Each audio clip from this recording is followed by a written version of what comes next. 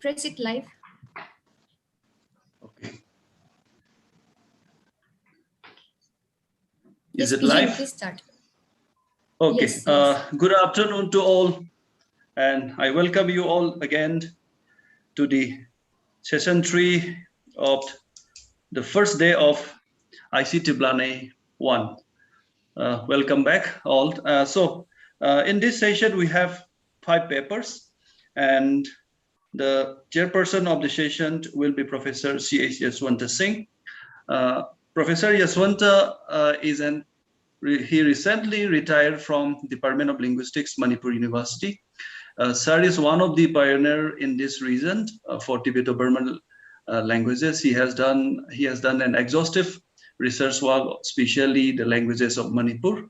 So it's my privilege to invite Professor C.H. Yaswanta Singh to chair this session. So this session is on the ethnolinguistics and cultural studies. So all the paper presenter has given a time slot of 30 minutes, out of which 20 is for presentation and 10 is for the discussion. So at the 15 minutes of the presentation, there will be an alarm bell. So that means you have left only 5 minutes. So, sir, I'm handing over the floor to you, sir. Okay. Good afternoon to all the participants of this webinar, iCTiBLANEI, and this is the third session, and the sessions that the theme is ethnolinguistics and the cultural studies, and we have the 5 speakers, and the 5 speakers will have 30 minutes and 20 minutes, that is the presentation, and the 10 minutes for the discussion, and 5 minutes before, around the 15 minutes, then there will be a warning bell that will be done by Vision, I think. Yes, sir. Yes, sir. So once again, I welcome all the participants and the other speaker who joined this iCTiBLANEI. And the first speaker we have today is Akansha Mishra, University of Hyderabad. Then the second speaker is Manoranjan Oinam from Manipur University, Department of Linguistics. Then the third one is Monali Longmai Lai and Debjani Roy Chowdhury, Assam University. The fourth one is Shreya Chetia, Ipu Silong. And the last speaker is K.H. Tibeto-Burman, Assam University. Now I call upon the first speaker, Akansha Mishra, University of Hyderabad. The topic is Impact of Language Policies on Indigenous People, Identity Crisis in the Northeast India. Akansha Mishra, please start. Hi, everybody. Hello, everybody. I'm Akanksha. A pleasant afternoon to one and all present here. I will start sharing my screen now.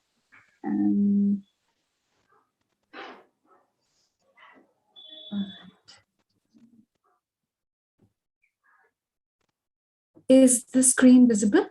Yes, yes. Yeah, yes, right. All right. The topic for my presentation is Impact of Language Policies on Indigenous People, Identity Crisis in the Northeast India. Although the northeastern region of India is home to hundreds of languages, one of the linguistic misconceptions generally held is that people of this region speak one language. While it may be argued that the addition of indigenous languages to mainstream language policies is unnecessary, as a lingua franca already exists for communication and education, or that their inclusion would lead to linguistic barriers and confusion among the speakers of a particular geographical region, it is misguided. Given that language is an identity marker in every ethno-linguistic community, and the identity that one is born with keeps changing due to the language policies implemented in schools and government institutions, Language policies play a crucial role in determining the power of language's survival. However, the language policies of the past have been biased towards dominant languages and have excluded many indigenous languages from mainstream language policies. The purpose of this paper is to argue that language policies influence the identity crisis in the Northeast region's indigenous communities. This paper analyzes the relationship between language and identity and argues that indigenous languages must be included in language policies. Otherwise, the identity crisis due to the lack of recognition and empowerment of indigenous languages would eventually lead to linguicism and glottophagy. Their inclusion in language policies would permit the intensification of multilingualism, decrease linguistic racism or linguicism, improve cross-linguistic relations, and most importantly, provide clarity to those with identity crisis issues.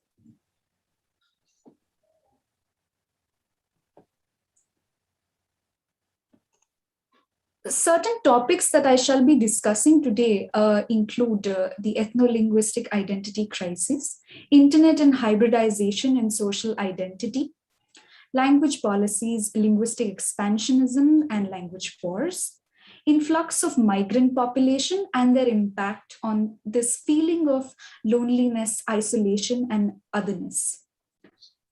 Language policy and education, indigenous languages as medium of instruction is another topic that I shall be talking about. Lastly, I will discuss pandemic's impression on indigenous identities. Language policy and practices can encourage or discourage language teaching. Despite designing policies to empower languages, language policies at times fail at being adequately thought out or well-funded, and thus are not always welcomed or properly executed. One such problem is further supplementing the already present identity crisis or ensuing a fresh case of an ethno-linguistic identity crisis. A time of ambiguity and perplexity where a person's sense of self-identity becomes precarious, usually due to a shift in their anticipated ambitions or position in society, is generally termed as an identity crisis.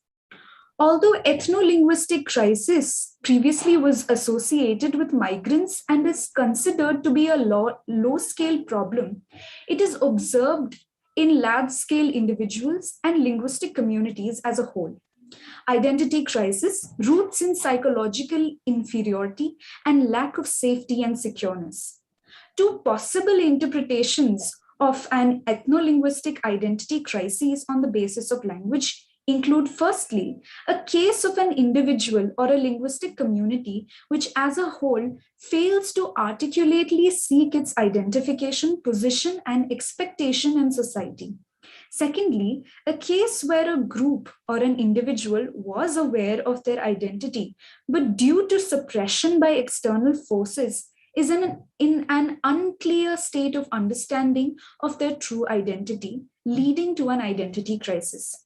For instance, it is possible that an infant is brought up by a bilingual father and a bilingual mother, but is forced to study in a language utterly unfamiliar to her at school. This situation is even more complicated if the majority are speakers of a language neither spoken by their parents nor used in school. Such a circumstance can be a massive problem to one's identity, especially the adolescents who may grow up to be isolated adults in their society. This case is worsened if the parents have migrated from another place. Here, the problem is that one doesn't know their identity because identity is perceived to have sharper edges, unlike tribal communities that do not have strict boundaries. To some extent, people construct their languages to conform to social divisions that already exist. Even though language and ethnicity do not always correspond, people use their languages to symbolize whatever social and ethnic divisions they find essential. It is not as easy to shed one's language and pick up another as it is to shed one's clothing and start afresh, according to Berling's 2007. However, if the child were brought up in an indigenous linguistic community where she picks up only one language and is then sent to school, she learns that there is no place for her mother tongue. She has to learn another language as it has been imposed on her by the state or center's language policies. Then the identity crisis rises not from the lack of knowledge of one's own identity, but by the compulsion to transit from her mother tongue to becoming a speaker of another language. Each language has a sense of cultural expression embedded within it, which would mean that the child will undergo certain personality and expression changes while learning the novel tongue. This transition might become a stage for infliction of an identity crisis.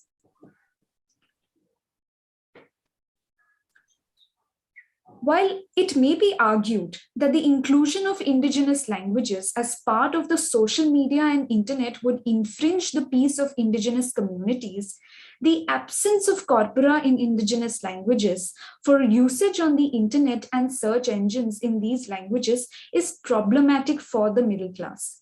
In a technologically developing society, the rising interconnection between language and ethnic identity creates a new seed to safeguard a formidable social identity to avoid an identity crisis, as per LITRA 2016.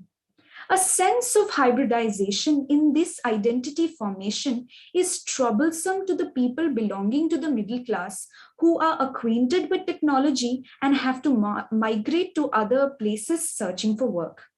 The problem with getting acquainted with technology or work in a language not of their own means that language shift and language attrition are ineludible.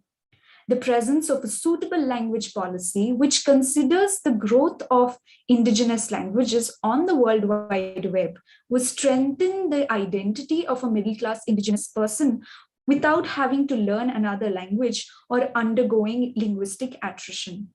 An individual's identity formation is influenced by several factors, including that of the language used for communication, and it is further intensified by the constant politicization of language in the Northeast. Language symbolizes otherness and uniqueness and is used as a political tool by self-determined individuals interested in their political growth. Constant reinforcement of this relationship makes stabilized and equalized language policies a necessity. Coming to language policies, linguistic expansionism, and identity wars. Language policies that have legislated a dominant language as a compulsory language have led to immense challenges to identity in the past. In the Northeast, 3 such cases have been the highlight of the identity crisis causation. Firstly, the Bengali language policy, which made Bengali a compulsory language in the Northeast state, in some of the Northeastern states. The Bengali language policy was accused of treating Assamese as a deformed dialect of Bengali. Unfortunately, the Assamese language policies also sometimes dismiss the tribal languages with every bit as much condescension as Bengalis direct toward Assamese, as per Berling's 2007. This move prompted a series of violent clashes in the Barak Valley. The Bengali language has thus been suspected of expansionism. The imposition of Assamese as a compulsory language made things difficult for non-Assamese speakers who could no longer apply for government jobs or get official information from institutions. The adoption of Assamese as the official language of Assam in 1960 caused a sense of ethnic identity consciousness among the tribal groups. However, its implementation as the official language infused a sense of fearfulness of dominance and loss of distinguished ethno-linguistic identity among the non-Assamese linguistic tribes, as per Gupta 2016. The Assamese language policy, which has been accused of expansionism, was a post-traumatic symptom that arose due to the Bengali expansionism, which Guha refers to be the main obstacle in developing the Assamese language and culture. Language has evolved into a crucial weapon for extensive and more powerful dominating groups to subdue weaker ethnic groups. This subjugation appears to be the case in non-tribal dominant states like Assam, Tripura, and Manipur. These emergent identities based on linguistic differences are mutually related within the given state. And the challenge to identity arises from a lack of recognition based on their uniqueness. They are instead forced to assimilate into one group and impelled into forming one group identity. For instance, the Bengali-speaking Buddhist Chakma tribe in Mizoram and the Miri tribal population in Assam resist assimilation as aggrieved national minorities, cited from Guha 2003. Language policies, being assimilating in nature, posit a challenge to the little nationalism group identity of those belonging to victimized indigenous communities of the Northeast. Another problem is that of the influx of migrant population. Due to its location and unique borders sharing situation with Bangladesh, Myanmar, and China, the Northeast region of India is a mosaic of ethnolinguistic groups that are rapidly evolving in their identities affected by the influx of mass migration. A dearth of consideration of this influx of migrated population in a language policy leads to a feeling of being an outsider, thereby causing an identity crisis among these migrated populations. Moreover, language policies and speakers of dominant languages may have a disappointing lack of awareness of the satisfaction that minor and perhaps less powerful groups might have to find in their own distinct identities. Furthermore, because a language embeds attitudes, values, social structures, and culture, witnessing language policies' sense of alienation and subsequent secondary treatment may cause a severe grief reaction and cultural bereavement among the relocated people. Linguicism, or the exclusion of mother languages, may have life or death ramifications for indigenous migrants, mainly if they cannot get interpreters to convey crucial official information. Language policies can alter the position of migrated indigenous language communities and the treatment given to the language and its speakers by their neighboring linguistic communities. Suppose the language policy of the said region posits the language of the immigrants to be an official language of that state. In that case, the feeling of being an outsider succumbs to a large extent. Else, an identity crisis of the migrant population may ensue due to the failure of cognition of the minority language as part of the language policy. Moving on to language policy and education. Indigenous languages as a medium of instruction. While it is generally thought that the dominant language being the medium of instruction is beneficial towards students and helps them seek career opportunities, research has shown a strict necessity for the mother tongue to be the language of instruction and education in schools. Akanksha, you have last 2 minutes. Oh, all right. Okay, no problem. It is suggested that learning the region's lingua franca is helpful as a trade tool and not a necessity without which education would not be complete. Teaching an indigenous language strengthens tribal spirits by demonstrating various cultures and their value, encouraging respect among languages as well. Several indigenous languages have depreciated to a mere ritualistic status where they are used only to say prayers during rituals. It is thus that education must be treated as a source of renewal for indigenous youth's cultural identities. Moving on to the last topic, pandemic's impression on indigenous identities. The scarcity of multilingual medical personnel and preventive information in indigenous languages is bound to impact the ethnolinguistic minorities in the states where medical care is provided only in the dominant language. Furthermore, indigenous people's customary laws are frequently written in their native language, and if the language is lost, the group may be unable to fully comprehend its laws and governance structure, which are essentially to its long-term survival. Indigenous languages are generally in a position where their tribe is ostracized and also not completely appreciated and maintained. With a shrinking minority of predominantly elderly speakers, the precarious nature of the situation, the death of that final set of speakers results in a double tragedy as per Anvita Abhi 2020. As a result, natural disasters, conflict, and pandemics disproportionately affect endangered languages. The key to resolving such an identity crisis influenced by language policies is implementing a postmodernist perspective on language policies and planning. This change in approach includes reconsidering languages not as mere social, economic, or political tools, and relooking at languages as broad narratives of culture, rights, actions, desires, history, and performances of humanistic lifestyles.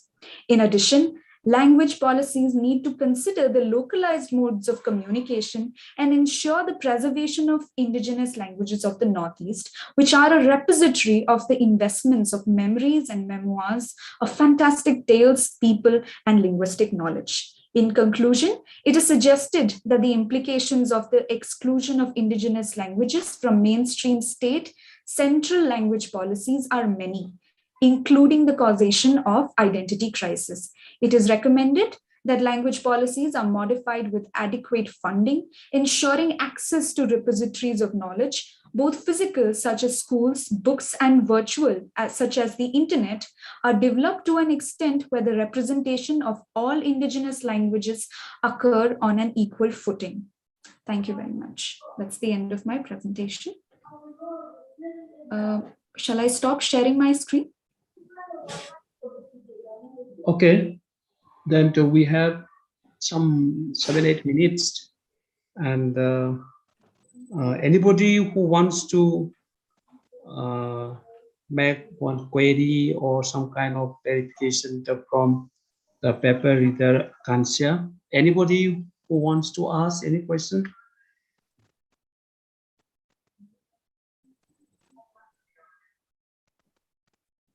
Is there anybody, or no one's there for asking any question?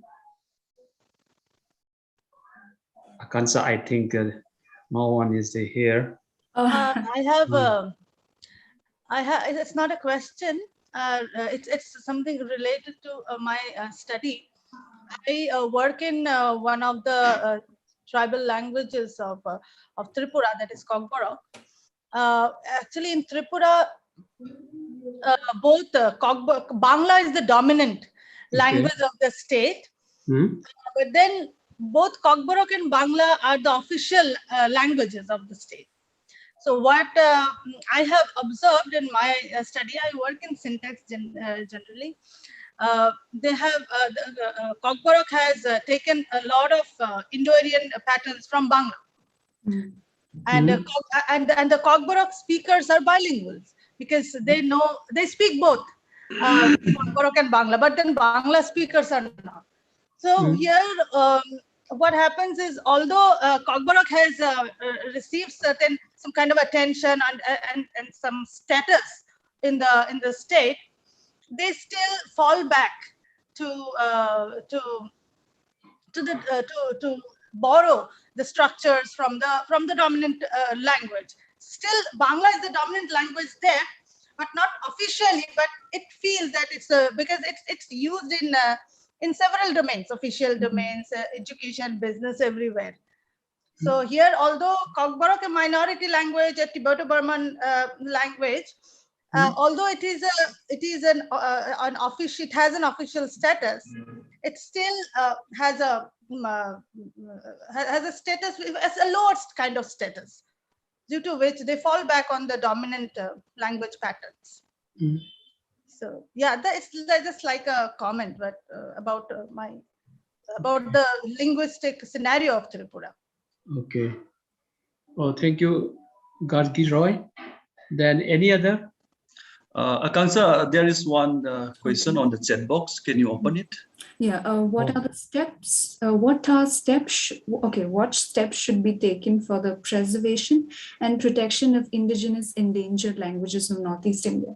I feel one of the things that I do is I have a podcast called "Don't Mince Your Words," where we were planning on a collaboration with the endangered languages and preservation community, which has about 7,000 plus followers. And what we were trying to understand out there was that how do we take something that hasn't got enough corpora on the internet and ensure that these receive protection.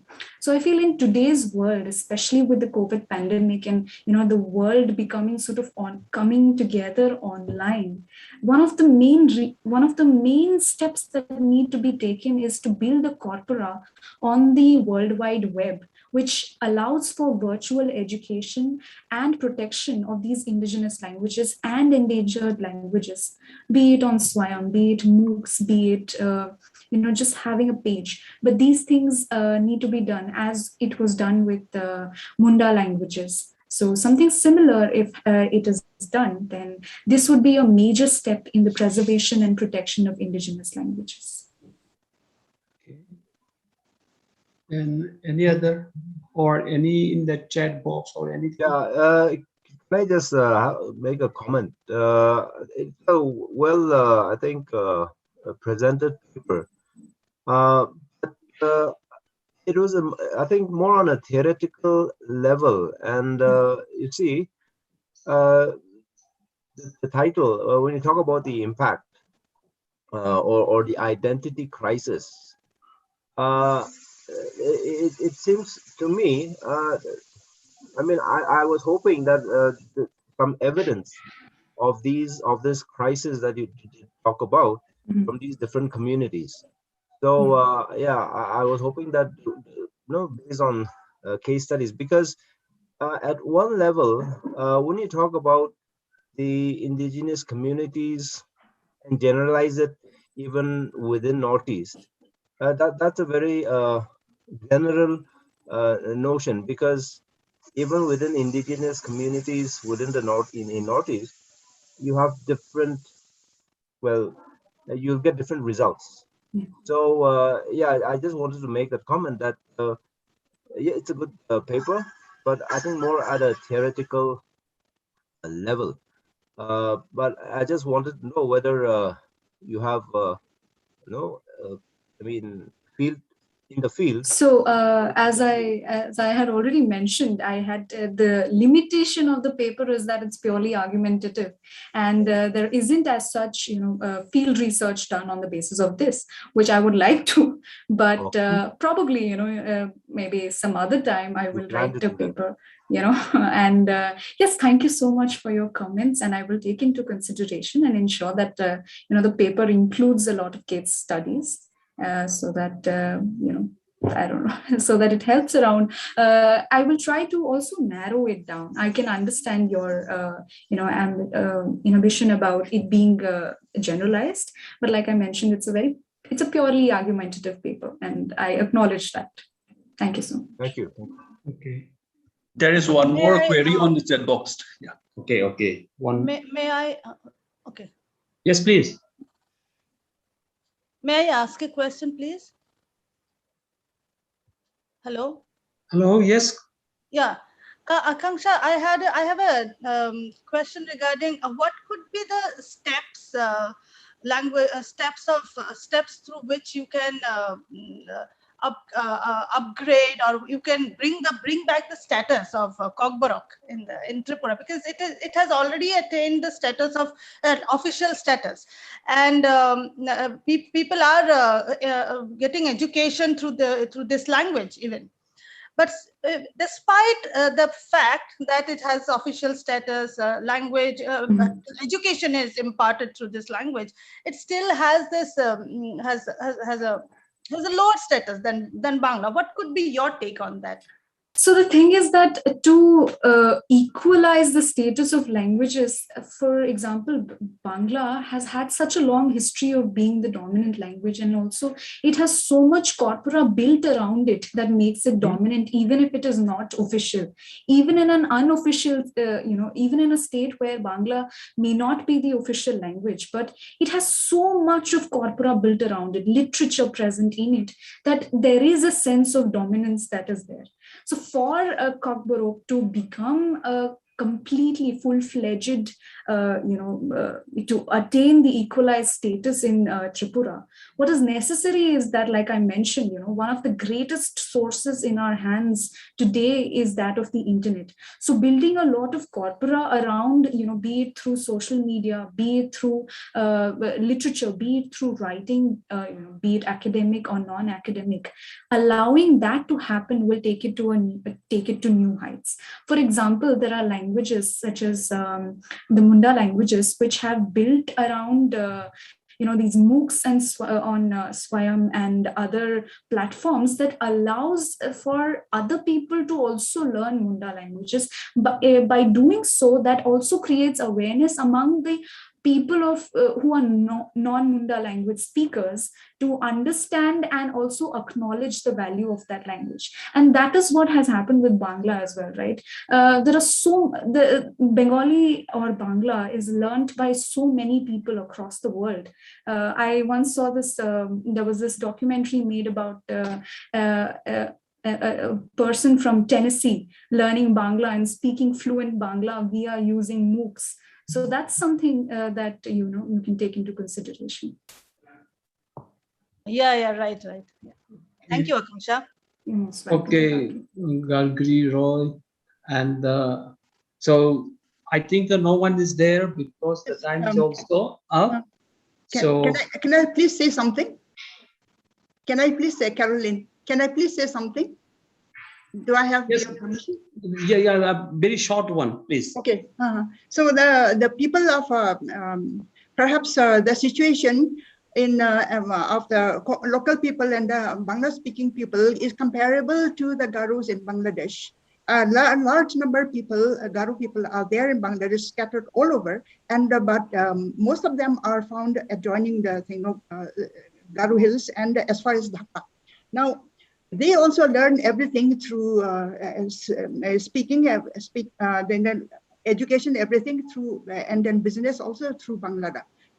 But they are also making an effort to study again, to speak again in Garo language, and then in their native language, in Garo language, and they are also trying to say news broadcast in Garo itself. And I find that some of them are even better than the local people in Garo language. And I believe that among the Kokboros also, the basic structure of the language must be there. And then the consonants and the vowels, everything must be there. And then the morphemes, not only the phonemes, but the morphemes also must be there. But then I'm just wondering, as I wrote in the chat box, what is being done to promote the growth of the language, the development of the language? Okay, thank you. So there won't be any kind of the commentary from the Akanksha. Then I call upon the second paper reader, that Manoranjan Oinam. Manoranjan Oinam, are you here? Yes, sir, I'm here. Okay. Yeah. And Manoranjan Oinam's topic is translation of the word church into Manipuri Bibles. Then Manoranjan. Yes, sir. I'll share my screen.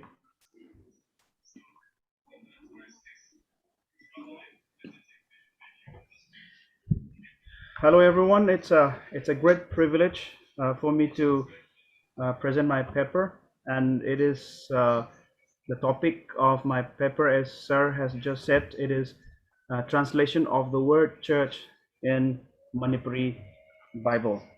And we will see introduction. Well, there are mainly two versions of Manipuri Bible, and of course there are some more being translated. So I will be I will be focusing on these two main versions of the Manipuri Bible, which the first one, which I name is I have given an initial M1, and it is the Manipuri version of the Bible, which was published in the year 1984 by the Bible Society of India. And the second one is M2, the second version, the Manipuri version of the Bible, published in 2011 by the Bible International.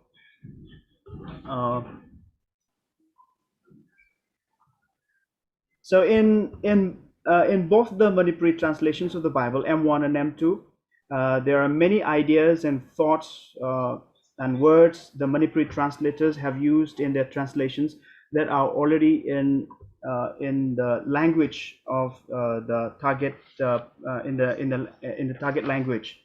So this paper this paper discusses about the word that are used in Manipuri translations to introduce a new concept in the culture of the target language.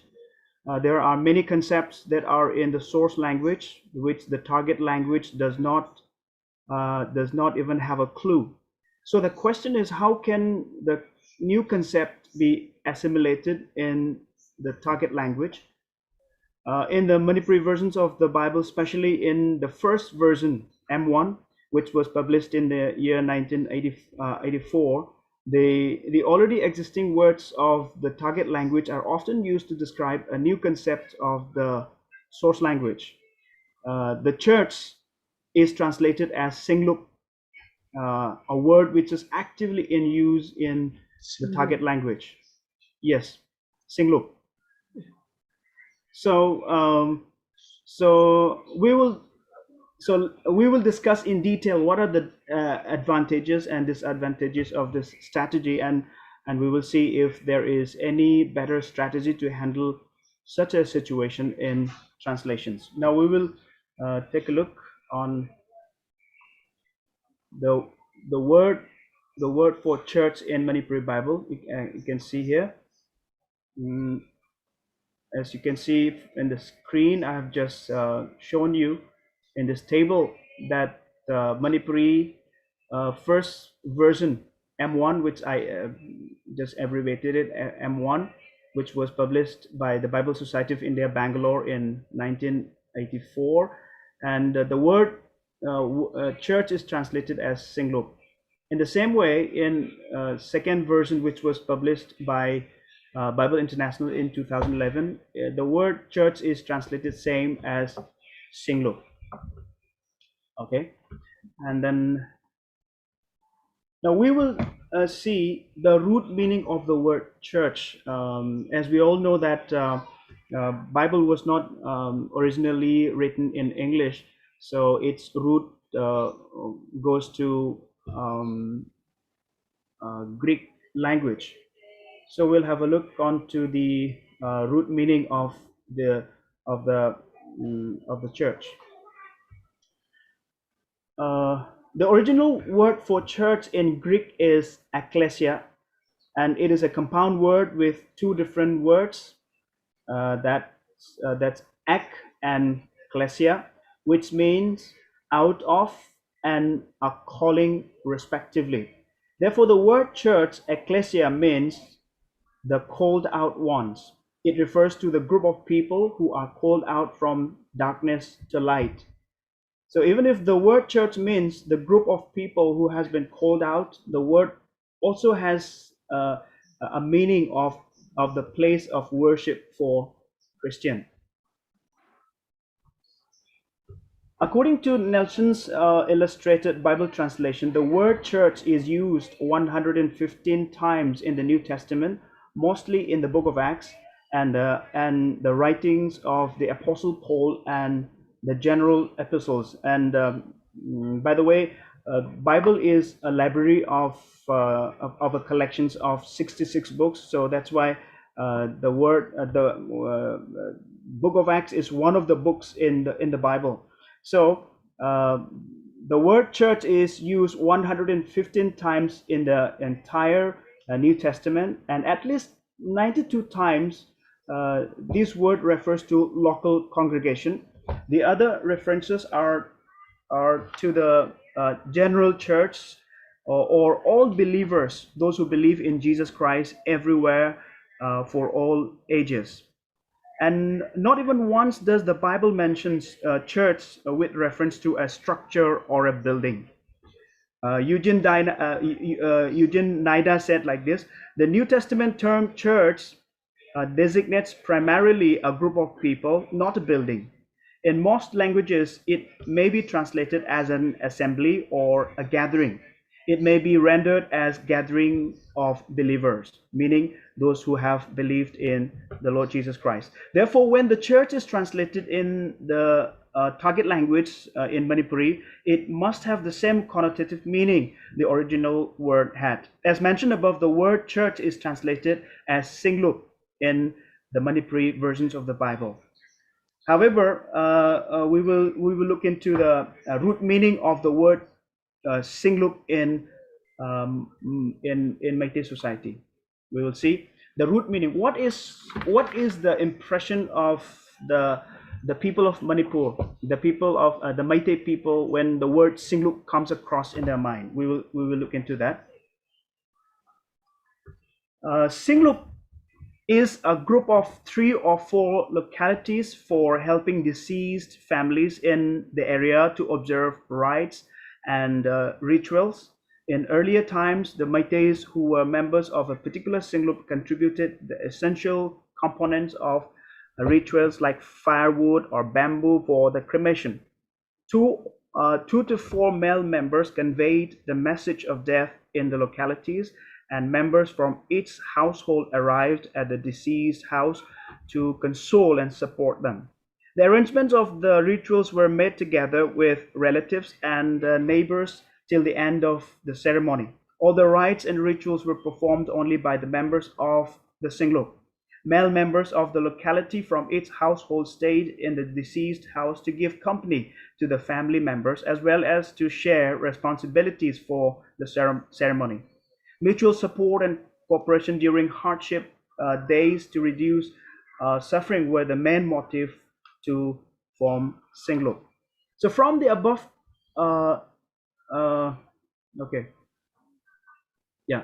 from the above description of the word Singlup, we see that the word Singlup is a locale body that is formed with members, so it may be also identified as a group of people. However, we see that the word does not have any connotative meaning of being a group of people, which the word church or ecclesia in Greek describes.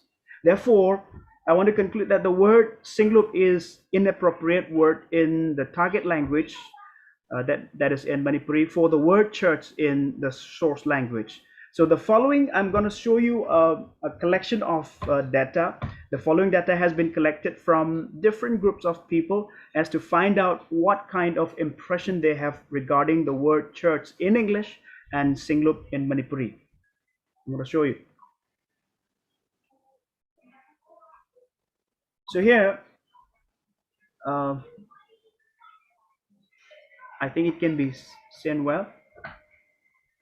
So different groups of people from different section of society, from different age group, were asked what the Manipuri word for Christian's place of worship is. And very interestingly, none of the non-Christian people who has never ever read Manipuri versions of the Bible said that it is Singlup.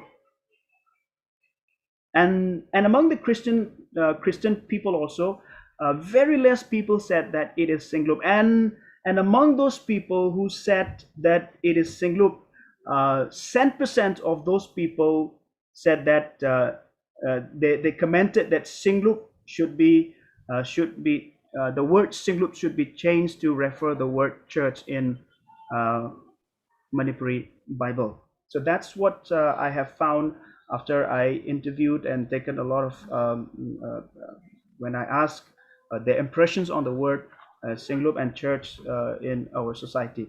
So from the above table, it is observed that the word Singlup is not at all the right word to refer the place of worship for Christian, or to refer the group of people who has believed Jesus as their Lord and Savior. So the data collected both from Christian and non-Christian clearly support this conclusion. And we will see. I'm going to show you a translation of the word church in different languages, and we will see how it is translated in different languages. So we see here the word church is translated in major Indian languages and in some of the Tibeto-Burman languages, and we will discuss the strategy, how it can be translated or transcreate or coin new term for the target language. For me, it's Manipuri, and we will see that from the following table. In Anal,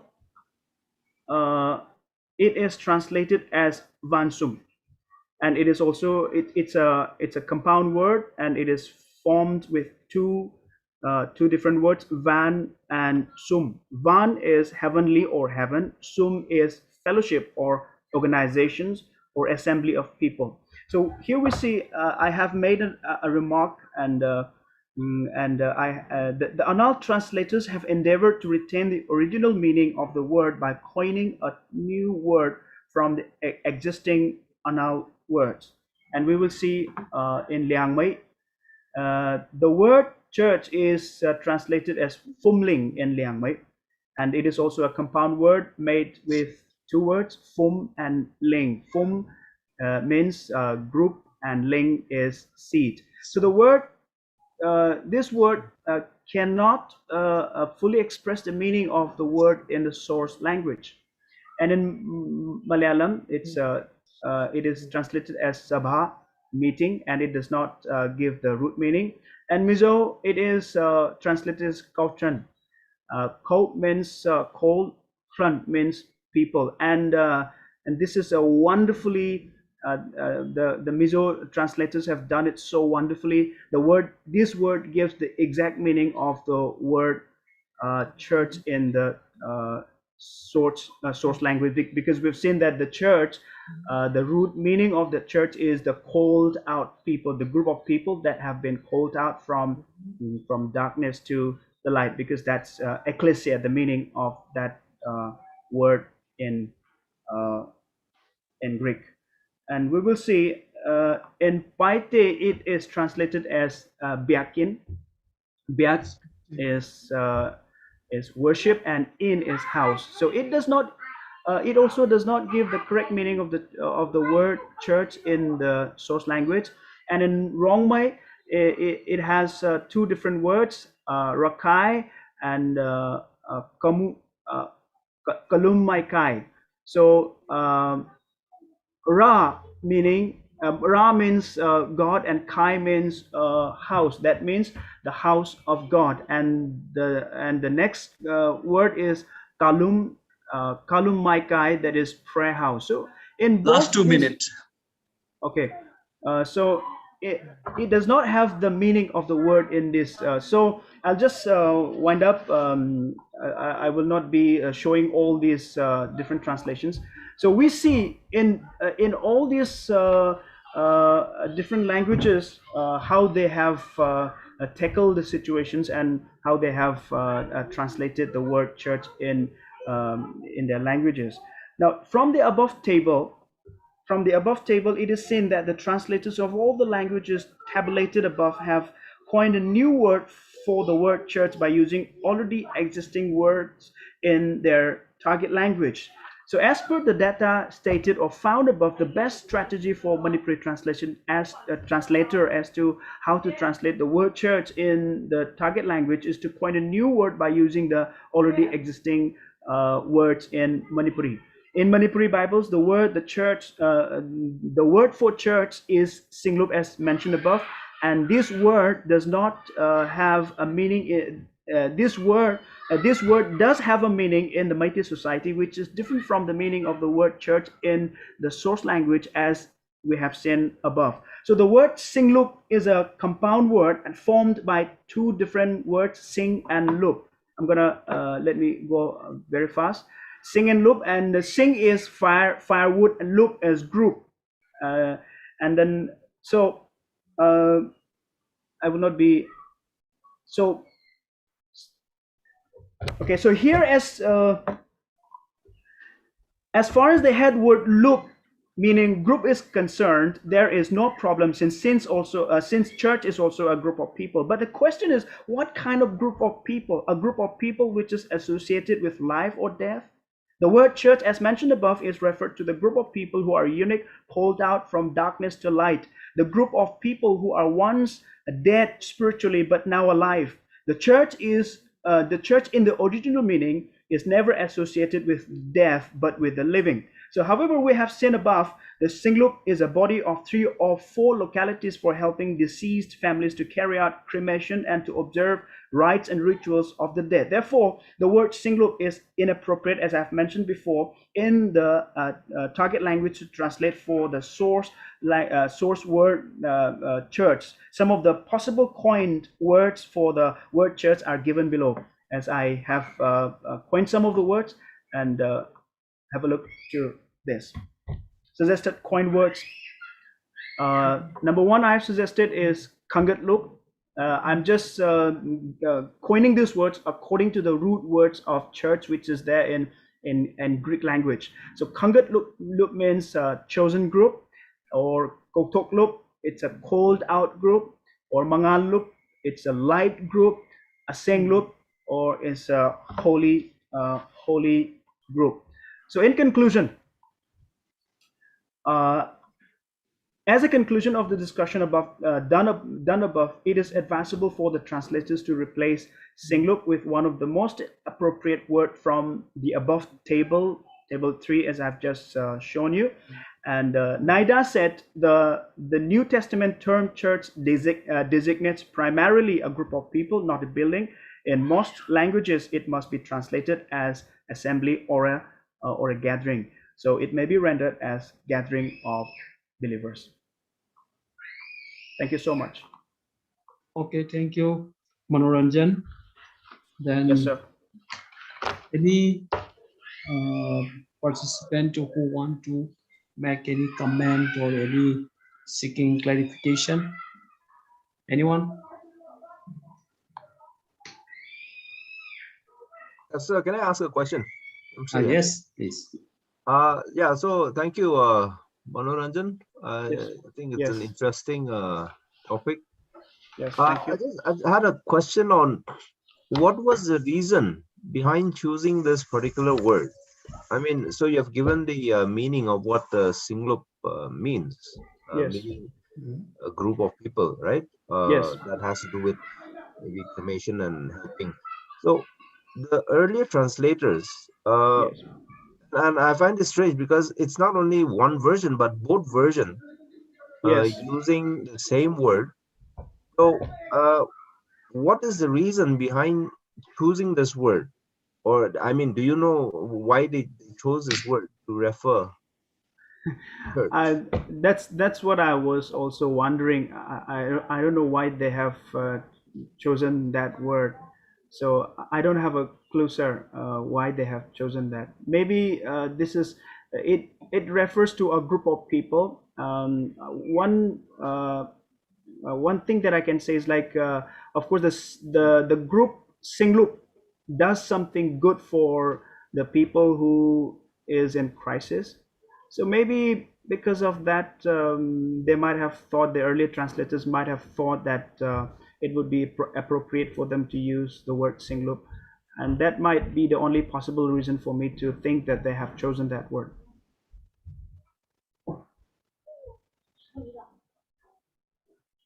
Yeah.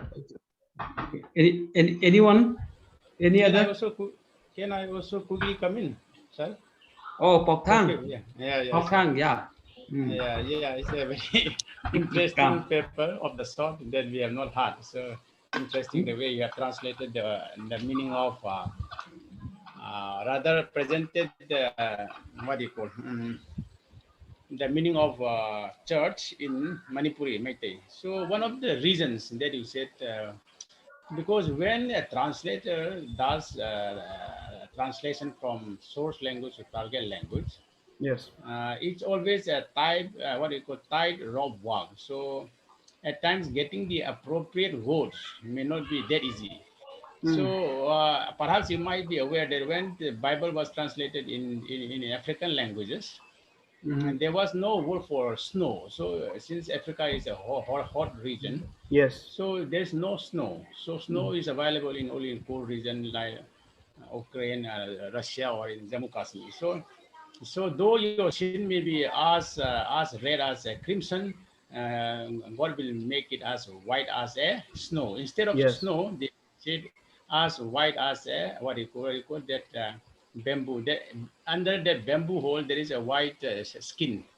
So something like that. So what I'm trying to point exactly may not be appropriate, but to your way of approach. But then a translator always face difficulty, Yes, that's right. and perhaps the same difficulty which the first translator had, or group of first translators had, the same problem the second group of translation also might have. So perhaps the easiest way was to borrow it from Singlup. But Singlup is particularly a Hindu ritual where wood is collected for Yes. what you call burning.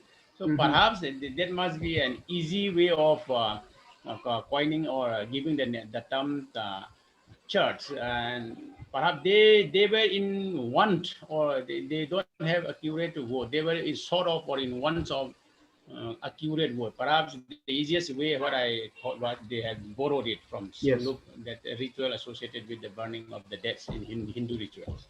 I don't know. I'm just speculating. Yes. Yes, that's right. Manojan, you want to give any? No. Sir, I have done anything, Okay. any comment or yeah. Then any other? Because we have the 3 minutes. No one? Yes, sir. If we have 3 minutes, then we can utilize it. Okay. So out of the suggested translation for the church, Yes. like Mangaluf or Asengluf, so what is the most appropriate according to you that can be used in place of the Singluf for the translation of church? Yes, yes. That's a very good question.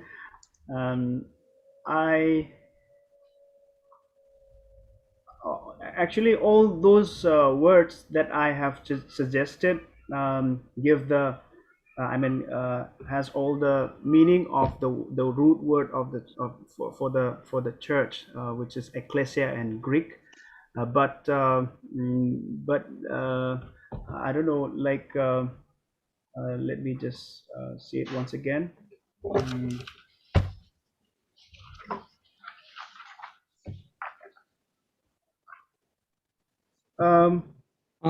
Please. All the four suggested coin words are appropriate, and we can see like how the more appropriate would be like when it is assimilated in our language, when it comes for phonological pattern, or like how we assimilate in the language, because these are the new words, and some people might be very uneasy to pronounce some of the words, because this is the for some people it will be the first time to hear this word, let alone pronouncing. Even hearing in their ear will be itching. I mean, so I don't know. Yeah, right. Definitely, yes. The last part, the luf, it can be acceptable, but I think the first element, yes, if we translated it, even keeping in mind that the ecclesia, the meaning of the Greek, there is call out. If we say like koktok luf, then I think something is there. The meaning is vague, and it gives an ambiguous meaning in all the four suggested translation. Yeah, that's my. Yeah, that's I also agree with what you said. Number two, Koktoklub, and as I've mentioned earlier, Mizo translators have done so well. They have translated church as Koftan. Kautrem means the group of people who have been called out. So in that sense, like Kautoklub is yeah, it's a most appropriate one, as you have just pointed out. Okay, then Can I say something? yes, Caroline? in short, in short.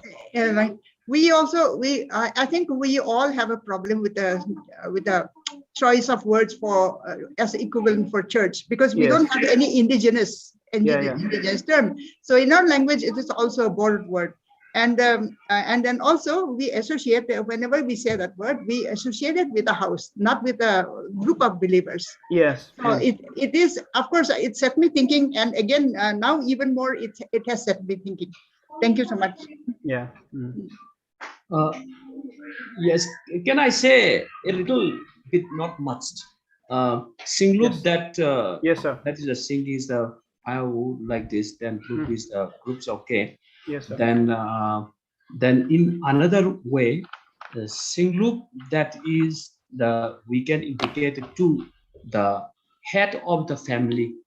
Okay. Now, from where it comes is that so when we see the Singloop, that the person to who got married, the man who got married, he is the head of the in the family. That means in the Singloop, no Pakang can be, unmarried person cannot be, and once he got married, then his name will be entered in the Singloop.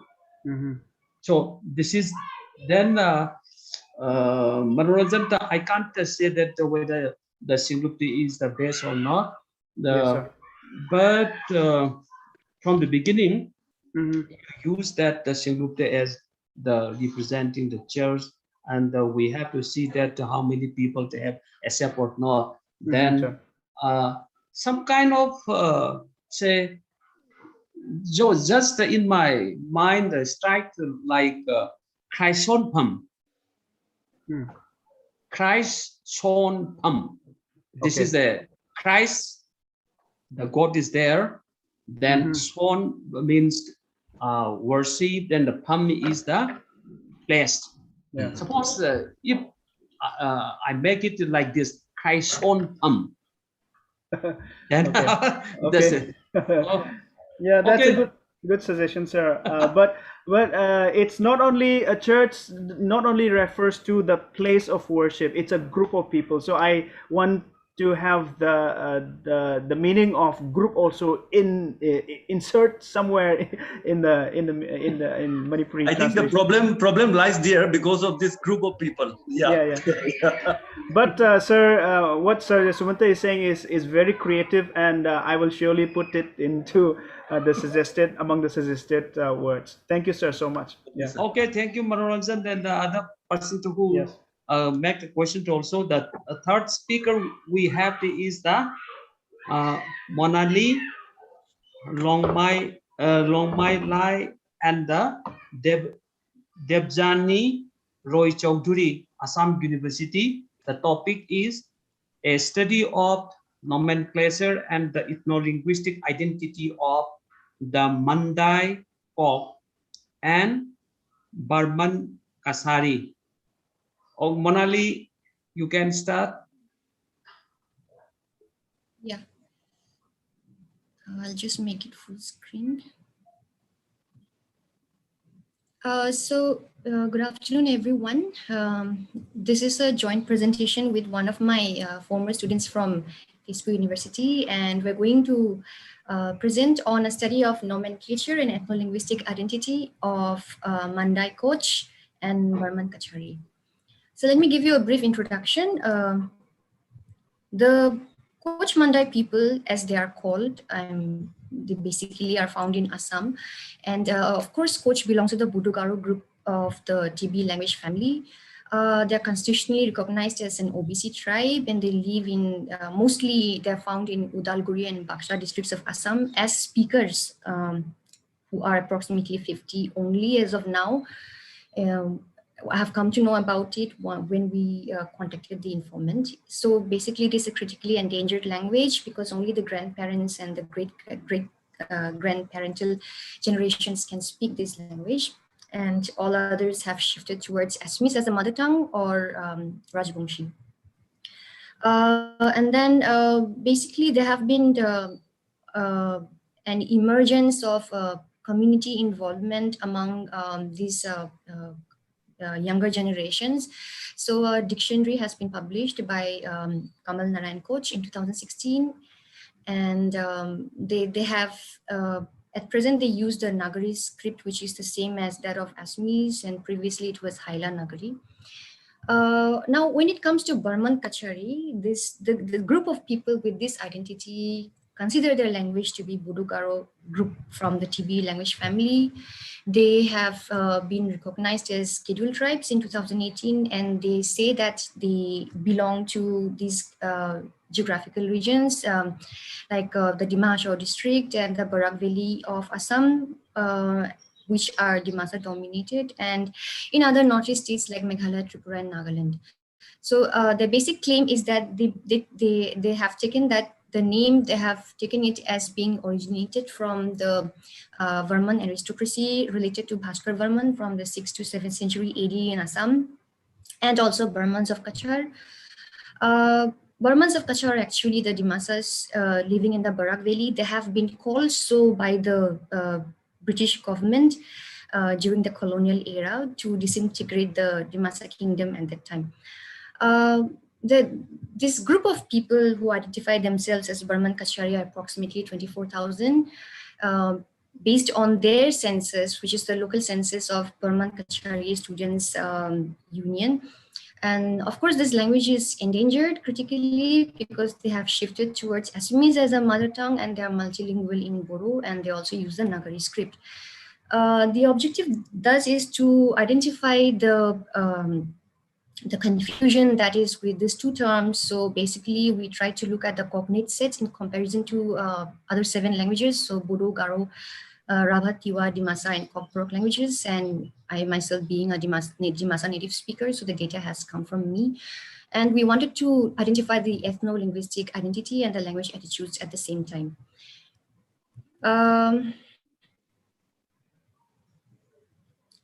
Okay, so we collected the data based on Swadesh word list for comparison of these many languages, Bodo Garo languages, to understand what exactly is Burman Thar and Koch Mandai.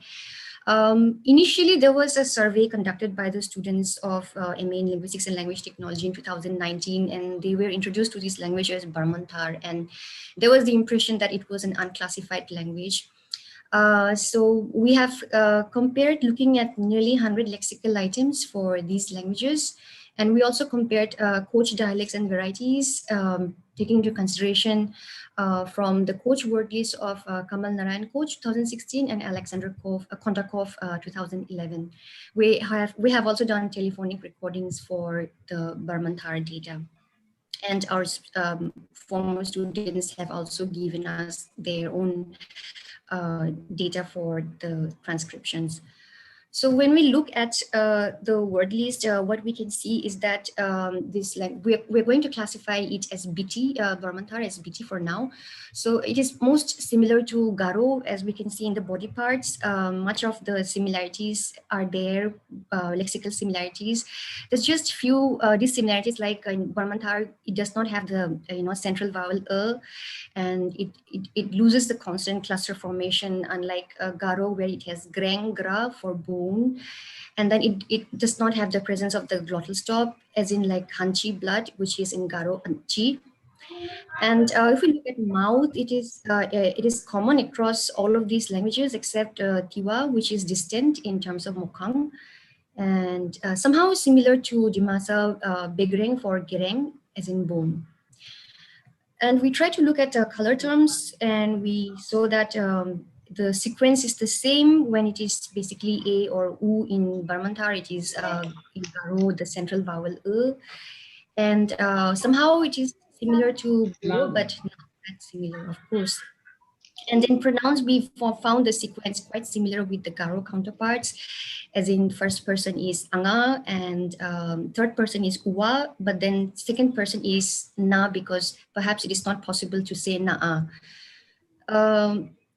Then we looked at the common nouns, and we saw that, again, it's quite similar to Garo, except that there are some words like ashes, which is similar with Tiwa and Dimasa also as Tabla and Tapla.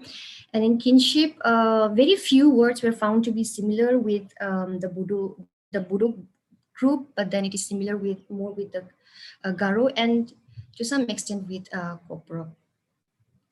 Then we try to look at the verbs, and it also follows in the same pattern. The phonological change is very similar wherever you have this A or U, it is basically in Garo, and wherever you have this Han or Hon, it basically is in Garo on with the glottal stop. So we noticed this similarity with Garo the most. So what we did was we tried to compare the Koch varieties spoken in Meghalaya and Garo with this Burman Thar and Koch Mandai. And what we found was that it is basically the same language. It is basically the Assam Koch, I mean, the term that we have used to classify them, because there's no other way to identify them as one. So the Assam Koch is basically the same thing. If we can see here, Delhi or I, fire, cloud, blood, ashes, dry, long are all the same set of words. So it basically is the same language with different names. And this Assam Koch is most similar with Margan and Harigaya Koch, more convergent towards Harigaya and to somewhat towards Margan, and distantly related to Wanang and Tintikia. So the blood red colors are basically the similar ones, and the maroon red are basically the most similar ones. Then we also found that I wanted to bring in this Dimasa. I mean, we decided that because it mentioned earlier that, you know, historically the Burmans are basically from the same roots. But when we look at it lexically and linguistically, because this name, you know, on top, which we have given here, Burman Hills Kachari, Hoja and Kachari, have been given by the British administration when there was the Kaspur kingdom of the Dimasas to, you know, break the kingdom into two, that is Kachar and not Kachar, and they have broken them into these four names based on the regional dialects that are spoken. So Hawar is spoken in the Kachar and Karimganj and Hailakandi districts, Hashau in Dima Hashau, Demra in the Hojai district, and Dijua in Karbi Anglong and Dimapur district of Nagaland, and Karbi Anglong in Assam, of course. So what we see is that this Burman that we see here is not the Assam Koch, but it is the Dimasa dialect, and it is very much Hawar, and it is most similar with the Hashau dialect. And the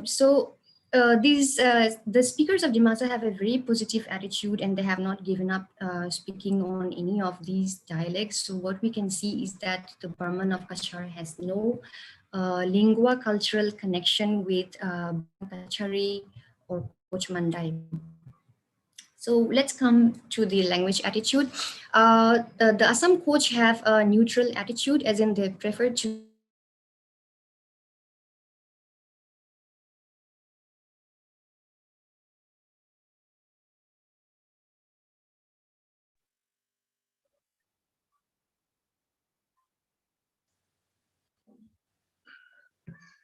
Monali, are you there?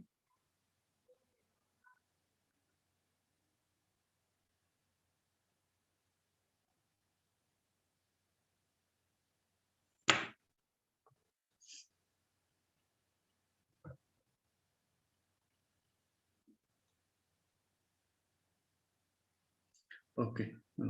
She got disconnected. She will be rejoining. Yeah. Yeah. I'm sharing the screen again. So what I was saying is that Assamese is used for the communication and in written form and as well as in spoken form. There is a doubt regarding the ritual and spell because we have not been able to cover these due to lockdown. So we have to find out if they actually use the Koch language for this domain. But we have seen samples of, lexical collection done. So basically we can call it moribund, and then somewhere the status is nearly extinct because they do not actually speak the language, they speak Assamese. And then coming to the observation of the Burman Kachari, it is basically an agglomeration of all the Bodo-Garo speaking languages and the actual people who speak this language are basically the Koch group of people. So basically Burman Kachari is nothing but Assam Koch, but for ethno-political identity, they have called it as those tribes belonging to the Bodo-Garo speaking languages. And these speakers are actually from Udalguri and neighboring districts, not Dima Hasao, not Barak Valley, because the speakers of Dima Hasao and Barak Valley are Dimasas and not Koch. So culturally, Koch and Rabha are most similar and not with Dimasa and Kokborok. So historical exaggerations have led to confusions in terms of extraction of Dimasa history to link Dimasas of Kachar as Burmans for their political identity. And it's genetically most closely related with Meghalaya Koch. We have seen how it is similar with mostly Margan and Harigaya, and to some extent Tintekia, and very much with Garo. So in conclusion, the Burman Kachari ethno-culturally and ethno-politically is Koch. There is a conflict in use by the community members in terms of it as an ethno-cultural term, Koch as an OBC, and ethno-political term for Burman as ST. And they're still struggling in those who are taking the umbrella term of Koch Mandai are still struggling to have an ST status under this platform. So basically there is a divide between the same community, as in who will go for Koch Mandai and who will go for Burman Kachari. So much documentation is required because Assam Koch is very much critically endangered with very less number of speakers left from the great-grandparental generation, and more studies required to understand the dialectology and linguistic reconstruction of Assam Koch and Meghalaya Koch before Assam Koch becomes extinct. And mass awareness is very much required to protect and promote this language among the younger generation. And these are references and these are informants. Thank you.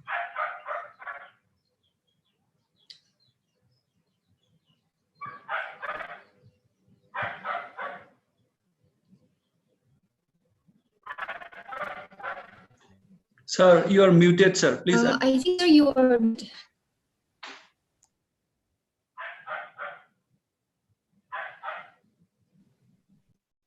Okay. Thank you, Monali. Then is there any participant who wants any kind of seeking clarification from the paper reader, Monali? Any other? Monali, there is one question in the chat box. Can you kindly open? Yes, Dhiren sir. I don't think I have not looked into the Shengpong of the Burmantar and Mandai Koch. It's basically their coach. It's just that, for the ST status, they have taken the platform of Burmantar.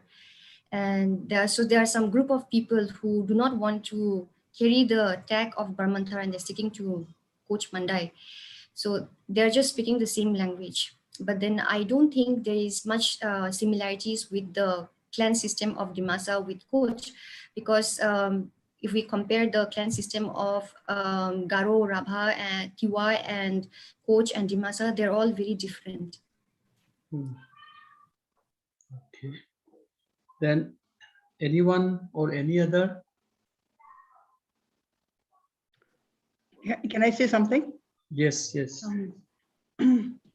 Yes, during the presentation, I have it was a very I was going through looking at a number of words at the same time and the equivalents in various different groups or tribes as we are divided now. Now, one word which struck me is that the word "ti" means to die in Dimasa. Now, that word, the same word "ti," I found in my studies of Ruga, that extinct language in Garo Hills, that it means the same thing as to die. It means the same thing as to die. And then I found that in my studies that Atong, Ruga, Chibok, and are close to, they have links, very close links with Rabha and also with Boro. And our speakers are being speakers, would find it difficult to understand them. But of course, if we listen to them closely, try to identify the words, then of course we would. And then again, there's the word Mandai, which I have also pointed out before. I mean, in the previous series of lectures, that Mandai, of course, means in our language it's Monday, because like Robin Sperling pointed out, we have lost some of our diphthongs. So that's Mandai, like the last thing, vowel is a diphthong.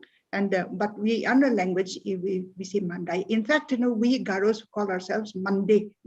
But this who are if a stranger comes to a place, if he is a Garo, then belonging to our tribe, then we say it's Mandaean. Mandaean means he is a Garo like us, a human being. Mandai, of course, means a human being in language. Right. Thank you so much. Okay, then is there any other? Thank you, ma'am. And yes. Oh, Monali, then if you want to give comment, it's okay. Monali. Oh, I was just wanting to say that that the word tea in Garo and Koch is hanchi and anchi. And it's very interesting that in Dimasa, it's, if we have to bring the han, it's basically like flesh.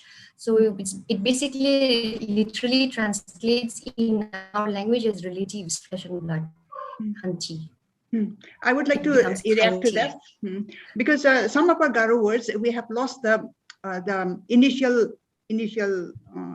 phoneme, that is ha. We have say for instance ha means earth, and most of the Awi speakers we have lost that. We say ah. So but in many of the dialects it is still ha. So we have lost the initial phoneme, that means consonant, initial consonant. Perhaps because of this, han, maybe ha survives there, and perhaps we have lost. It could be one of the reasons for the difference. Okay. Right. Yes, ma'am. Then, any other? Okay, can I come in quickly, sir? Yes, quickly. yes. Okay, yeah. So, yes.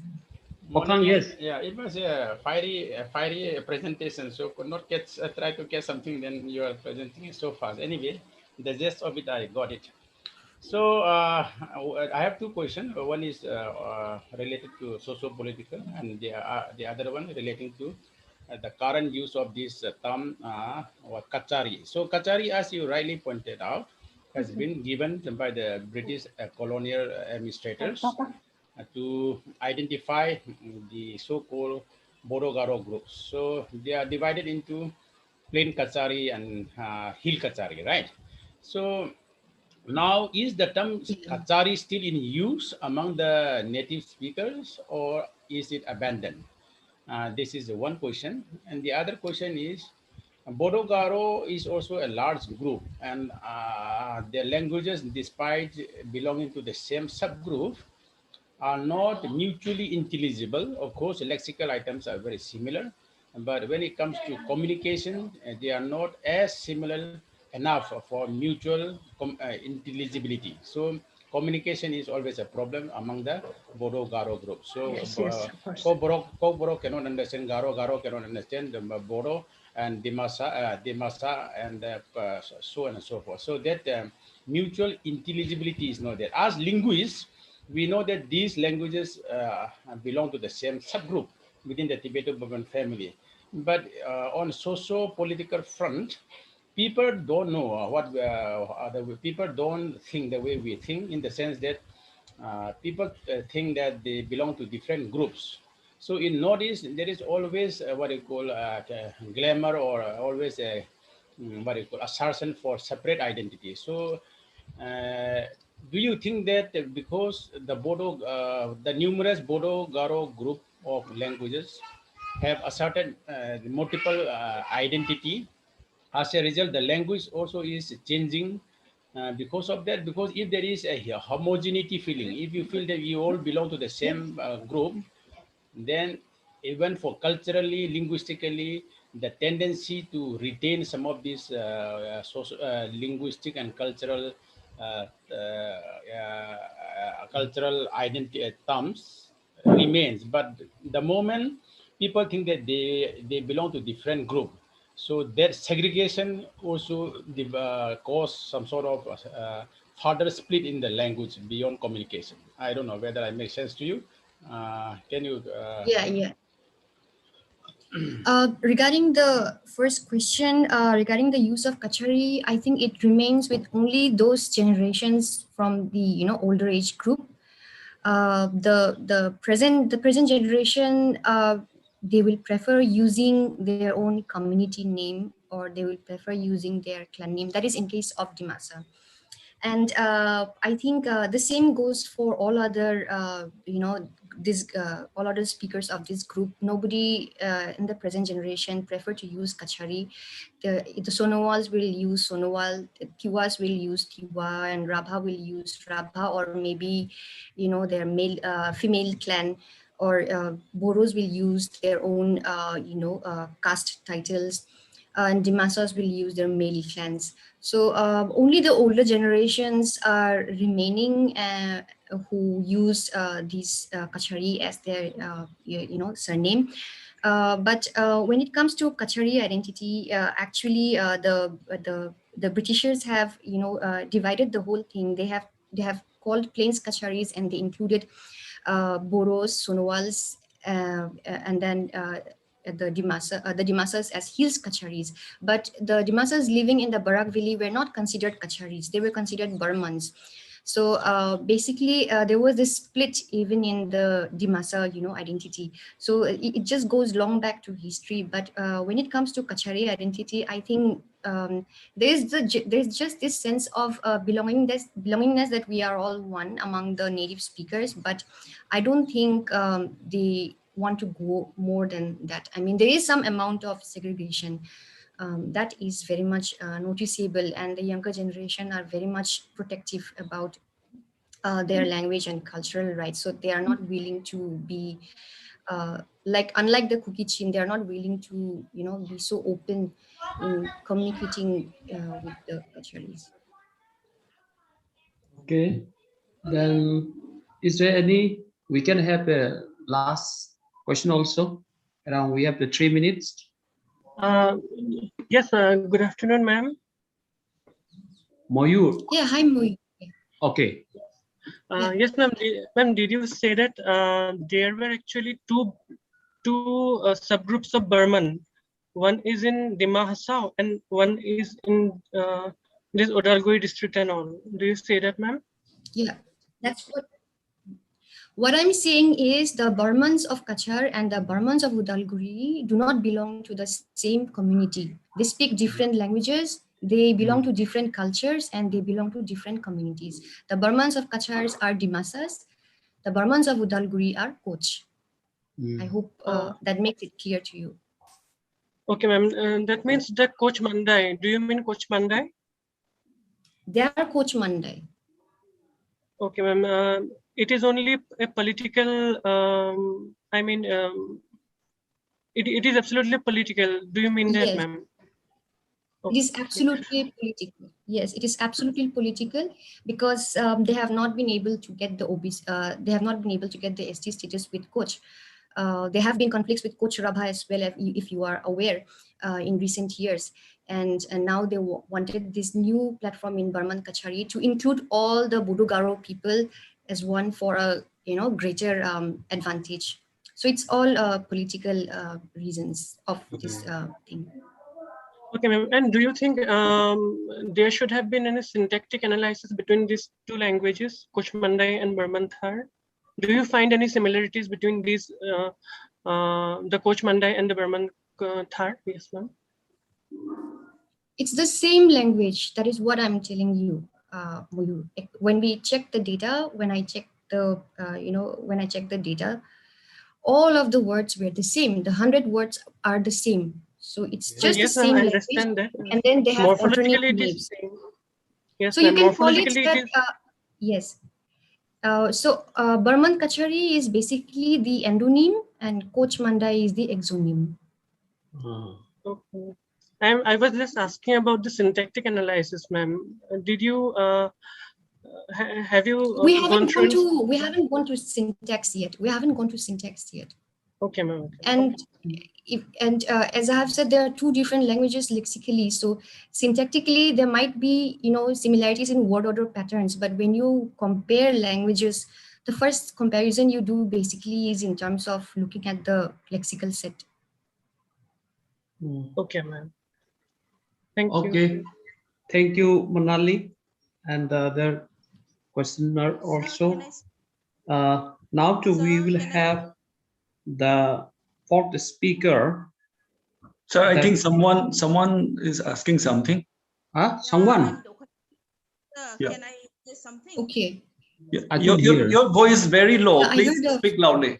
Can you hear me, Dr. Monali? I couldn't hear. You couldn't Dokuchi. Okay, Dr. Dokuchi. Yes. I just want to congratulate you and other presenters.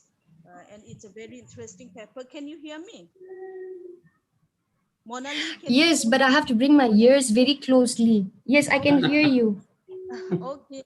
Actually, there is some minor correction regarding the second person plural. Actually, in our way, the standard variety, we use, the word that we use is same with that Burman thar. Okay, uwa. Okay. Can you hear? Okay. It is same with the uwa. Yes. Thar, uwa. And bia is also used. Bia is mostly it comes from the another variety that is abeng. Then we don't have this palato-alveolar fricative sh, but we have the sir. I think in the transcription there is some minor mistake there. Okay. Yes. I think our informant, while transcribing it, I think she couldn't get it properly, I guess, because it came indirectly during this lockdown, and it was so difficult to get the actual recording.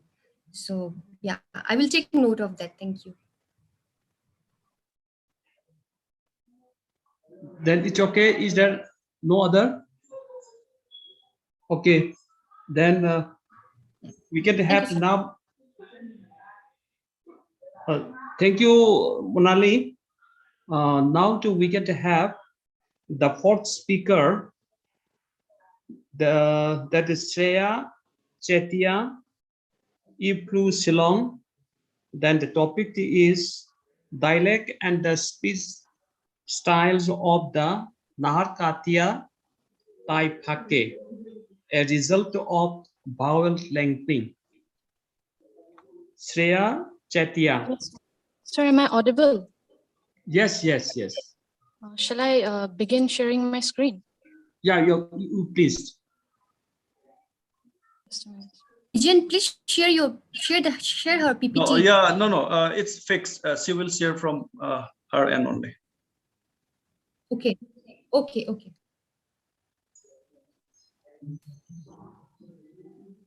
Just a minute, ma'am. Just a minute.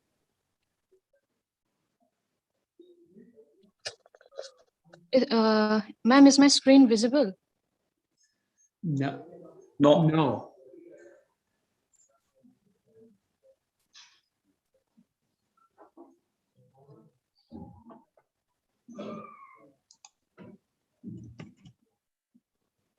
Shreya, it's not visible. So maybe Bijan can quickly share the PPT. Otherwise, your time will be running short. Yeah. It's coming. Okay. It's coming.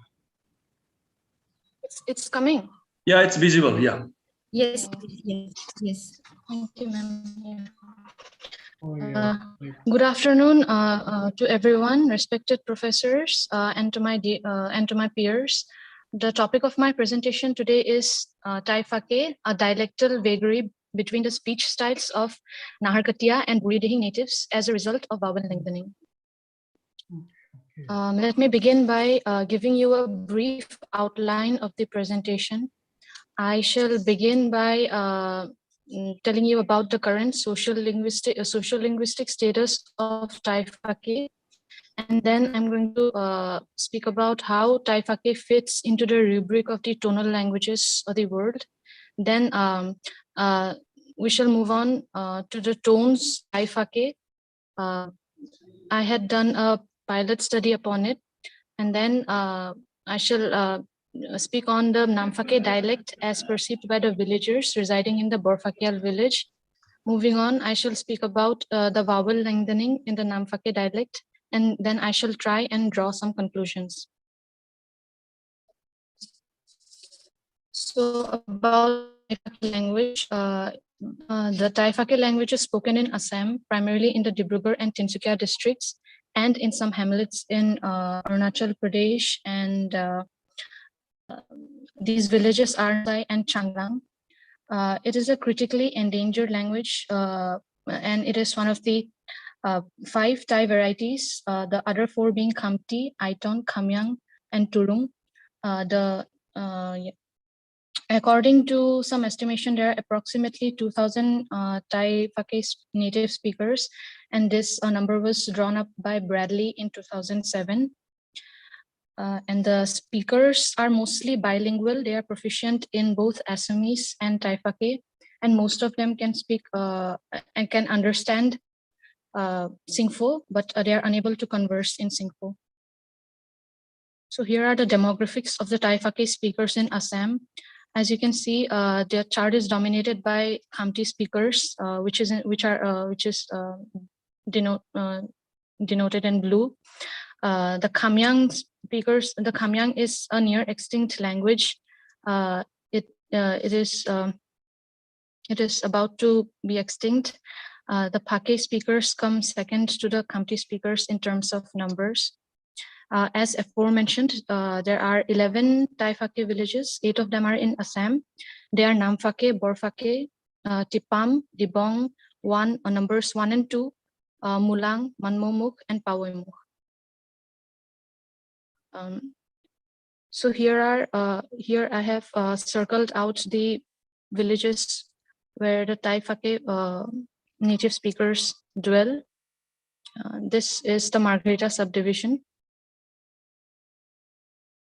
And this is the and these are the Taifake villages in Naharkatia. Moving on to the present day status of the language. As mentioned before, Taifake is critically endangered. The speakers are of the opinion that the language has a lifeline of merely 20 years, give or take a few years. And the language might share a tragic fate with Tai Ahom, which was an erstwhile linguistic giant. There is also an impending language shift. This is primarily due to the following reasons. Number 1, there is intermarriage into the Assamese and Singpho communities. Secondly, there used to be traditional Thai language tutors who would teach the Thai script and tonemes to the Phake children, a practice which is discontinued now due to economic factors. Thirdly, government initiatives to preserve the linguistic culture of the Taifakes have been far and few, especially if we compare them to the initiatives taken by the government for the preservation of the Singpho language. However, Taifake is one of the 4 Thai languages who have the community has managed to preserve their linguistic culture. And the reasons for the survival of this language till date is primarily both Bihars. Both Bihars are observed in every Taifake village and are home to an astonishingly rich collection of Thai religious and non-religious texts. They have collections of folk tales and folk songs, which provide us the historic passage of the language. And these materials can be used to trace various changes in terms of phonology and morphology that have taken place so far. This archiving of religious texts, traditional songs, and stories speaks volumes about the self-awareness of people. There are also several cultural communities who take up initiatives like teaching traditional songs, dances, weaving, etc. Festivals like Poi Sanken, it's the annual harvest festival of the Taifakes, help bringing the community even closer.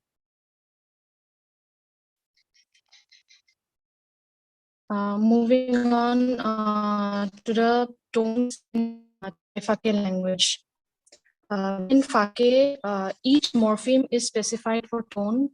However, it is not unusual for only part of the lexicon to involve tonal specification. Let us go over the basic difference between intonation, pitch, and tone. So pitch is when a person's pitch is the speed at which a person's vocal folds vibrate. Faster vibrations mean a higher pitch, and slower vibration means a lower pitch. It is a physical concept. And intonation refers to pitch change across a chunk of speech, such as a word, phrase, or even a sentence. Tones. Tones are they work only on syllables. Tones are different pitches on different syllables that differentiate meaning. Phake is a tonal language, and there are 9 contrastive vowels in Thai Phake. And 6 tones in Phake were identified by Stephen Morey in 2005. In his findings, Morey has noted that 6 of the tones are falling tones, which are conventionally noted as tone 3, tone 4, and tone 5. Tone 3 is creaky and is primarily distinguished from others by phonation. Tone 4 is mid-falling and short, whereas tone 5 is mid-falling and longer. Following Bancho Bandhumeda, Morey has also noted that there is a length distinction between a and a. So I have drawn up a tentative hypothesis based on my data that this length distinction is somewhat nullified when it comes to a dialect. This is a very rough hypothesis, and it is yet to be proven due to lack of sufficient data.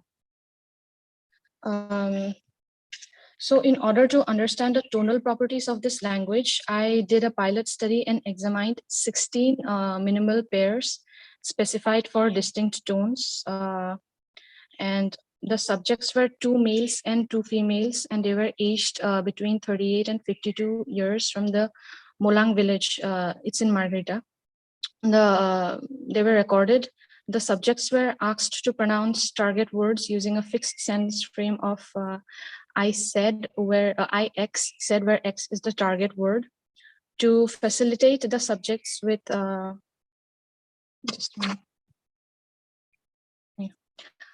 to facilitate the subjects with exact meaning of the target word, first a priming sentence was used, followed by a target word in the carrier frame. Each word was repeated 5 times, and a total of 320 tokens were examined. All the fundamental frequency measurements were made over the voiced parts of the rhyme of the target word. A Pratt script was used to measure the pitch contour at every 10% of the total variation of each pitch-bearing vowel. Percentage-wise, pitch values, which were time normalized, were averaged across all 5 iterations of each word produced by each speaker and was plotted as a line graph to observe the distinct pitch contours. The pilot data confirmed the presence of 5 tones, the 6 tones, the 5 tones, with the high, mid-rising, high falling, mid-falling, and low tone in Phake. Moving on to the Namphake speech style. As I have mentioned before, speech style was noted by the Buridihing natives. They were of the opinion that the Namphake natives tend to lengthen their speech style, especially they tend to lengthen the penultimate syllable. This speech style is considered a prestige variety due to the fact that the villages of Tipamphake and Namphake were the first ever settlements of Thai Phake people, that is the Pinong. They call themselves the Pinong. And all 4 informants that I had interviewed hailing from the villages of Mulang and Borphake have spoken of this marked difference between the 2 speech styles. So there is an obvious bifurcation of speech style. According to them, the variety of Phake spoken in Namphake village is rather long drawn in case of some words, and they tend to carry overtly phatic undertones. For example, the Borphake natives would say Male, and the Namphake and Tipamphake natives would say Male, which means to come. So the analysis of the following sentence was attempted. The sentence was repeatedly spoken thrice by speakers hailing from Tipam. They were Nungseng and from Borfake, Ongchen Saton, 26 male. So the first style is the Namfake speech style. They would say Kaukina, which would mean, did you have food? In the Borfake style, one would say Kaukina. So there is an obvious lengthening of the final syllable when it comes to the Namfake speech style. And I have used Chow numerals in order to mark tonal diacritics. An analysis of pitch values show that pitch styles in both pitch in both styles remain relatively same. Yeah, so the first Pratt screenshot is of the Borfake speech style, Kaukina, and the second screenshot is of the is a Pratt screenshot of the phrase Kaukina in the Namfake speech style. So there is a slight raising of the penultimate syllable in the Namfake speech style, which can be observed from this screenshot. So in conclusion, the speech style of Naharkatia Thai Pake is markedly different from the Pake in other villages, but whether or not it can be labeled as a prestige variety is up for debate for among the people that I had interviewed. Some one or two were of divided opinion that the speech style cannot be regarded as a prestige variety because only of the 11 villages, only 2 villages tend to converse in such a manner. However, some stick by the fact that it is indeed a prestige variety for the settlements in Naharkatia were one of the earliest settlements, and according to them, the Naharkatia style is more refined. Secondly, the informants are of the opinion that in the Naharkatia speech style, there is only vowel lengthening, but there is no change in pitch. However, this happens to be a hypocorrection anomaly on the, perhaps it is an anomaly on the part of the hearers that there is no pitch change because there is a slight pitch rise in the penultimate syllable. Finally, future research, possible research questions are that is the vowel length distinction between A and A applicable in all environments? Thank you so much.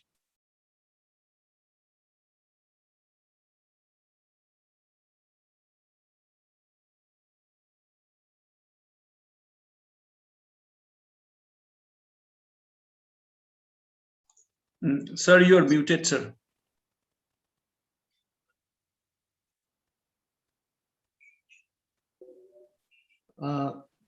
Thank you, Sriya. Then now we have enough time, so we can discuss the more in the topic that Thai Khmer has 6 vowels, then the 6 tones and the 9 vowels. Then there is the vowel length and the thing. So we can discuss. We have enough time. Anybody wants to ask any question?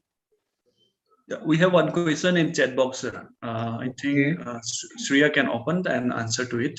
Okay. Sir, Moray had noted in his paper that there is a marked length distinction between the vowels A and A. But I have noticed in the data that I have collected so far that there is the distinction is not applicable in some instances when it comes to dialectal variation. Okay. Okay. Then any other?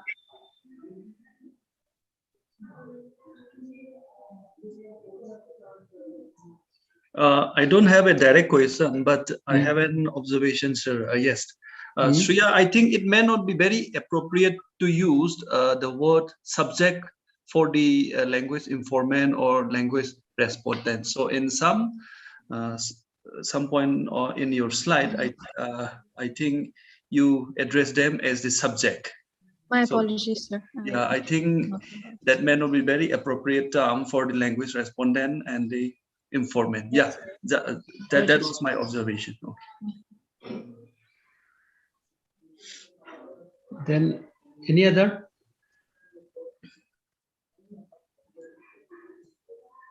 No one.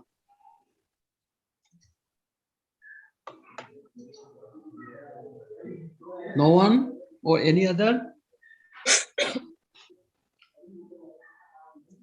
No, this is not the question because Stephen Poire has already find out that there are 6 tones like that. Do you have that record? Sorry, 6 sir. tones? Do you have the 6 tones record? Sir, I have a record of 5 tones. 5 tones. Yes. So it means that there is the difference of opinion. One says 6, and then you say the 5. Is it the thing? Sir, I have conducted only preliminary research on the tones, Okay. so I'm yet to discover whether there are actually 5 tones or 6 tones. Okay, okay. Then you also find out that there is a vowel length. Certainly, yes, sir. Yes. Okay.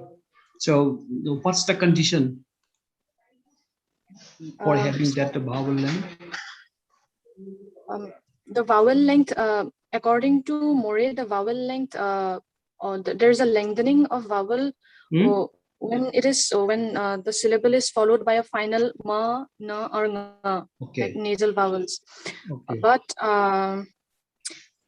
in my investigation, I had found that even if there's no following nasal consonant in the ultimate syllable, there still happens to be a lengthening. Okay. Might be an anomaly. I'm yet to collect more data on it. Yeah, it's okay. It's okay. Then we have to study more. Then any other? Then now we can come. Pardon? Yeah, it's okay, sir. No problem. Okay, then we can have the last speaker, that is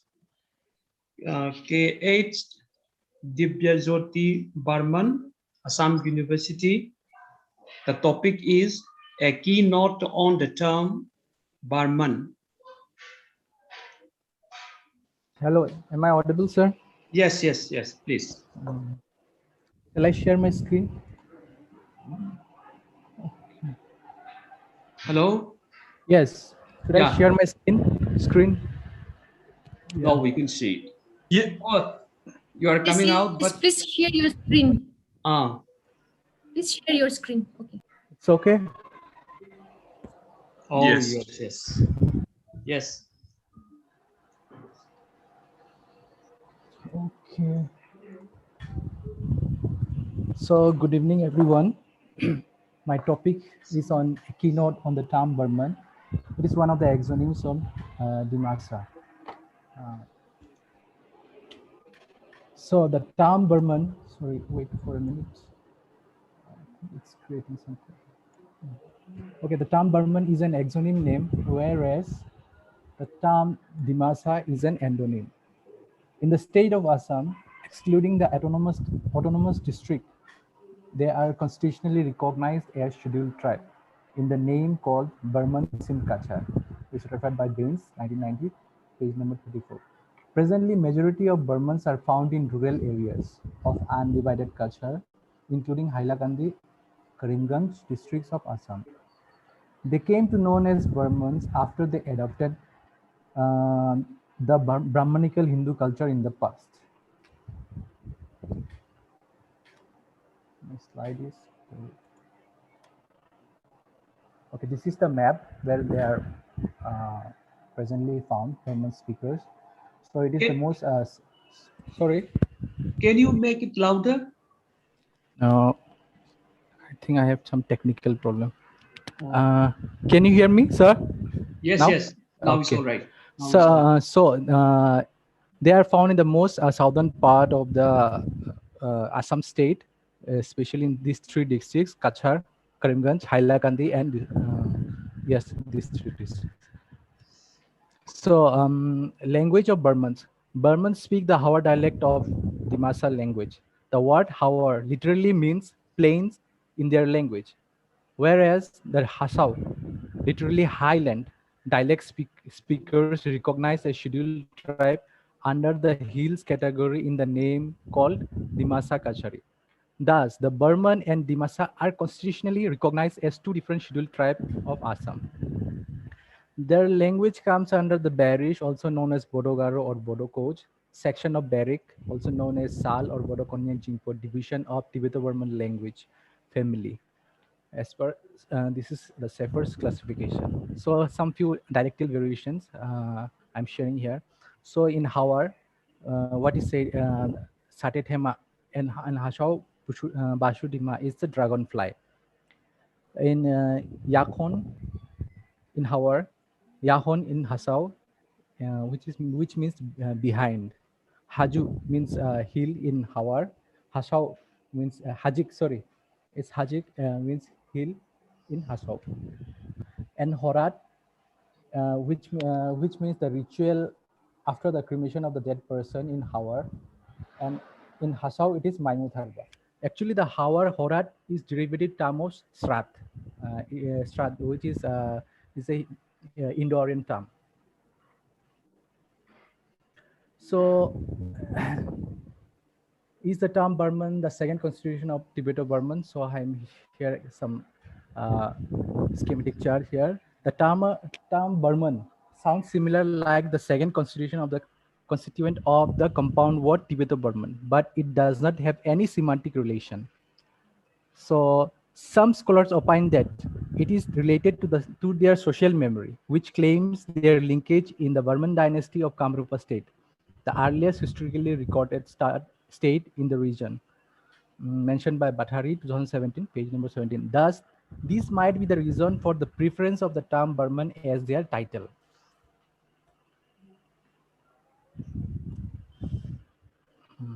Their ethnicity. Dimasas have two exonym names, Burman and Kachari, and one partial exonym that is Hojai.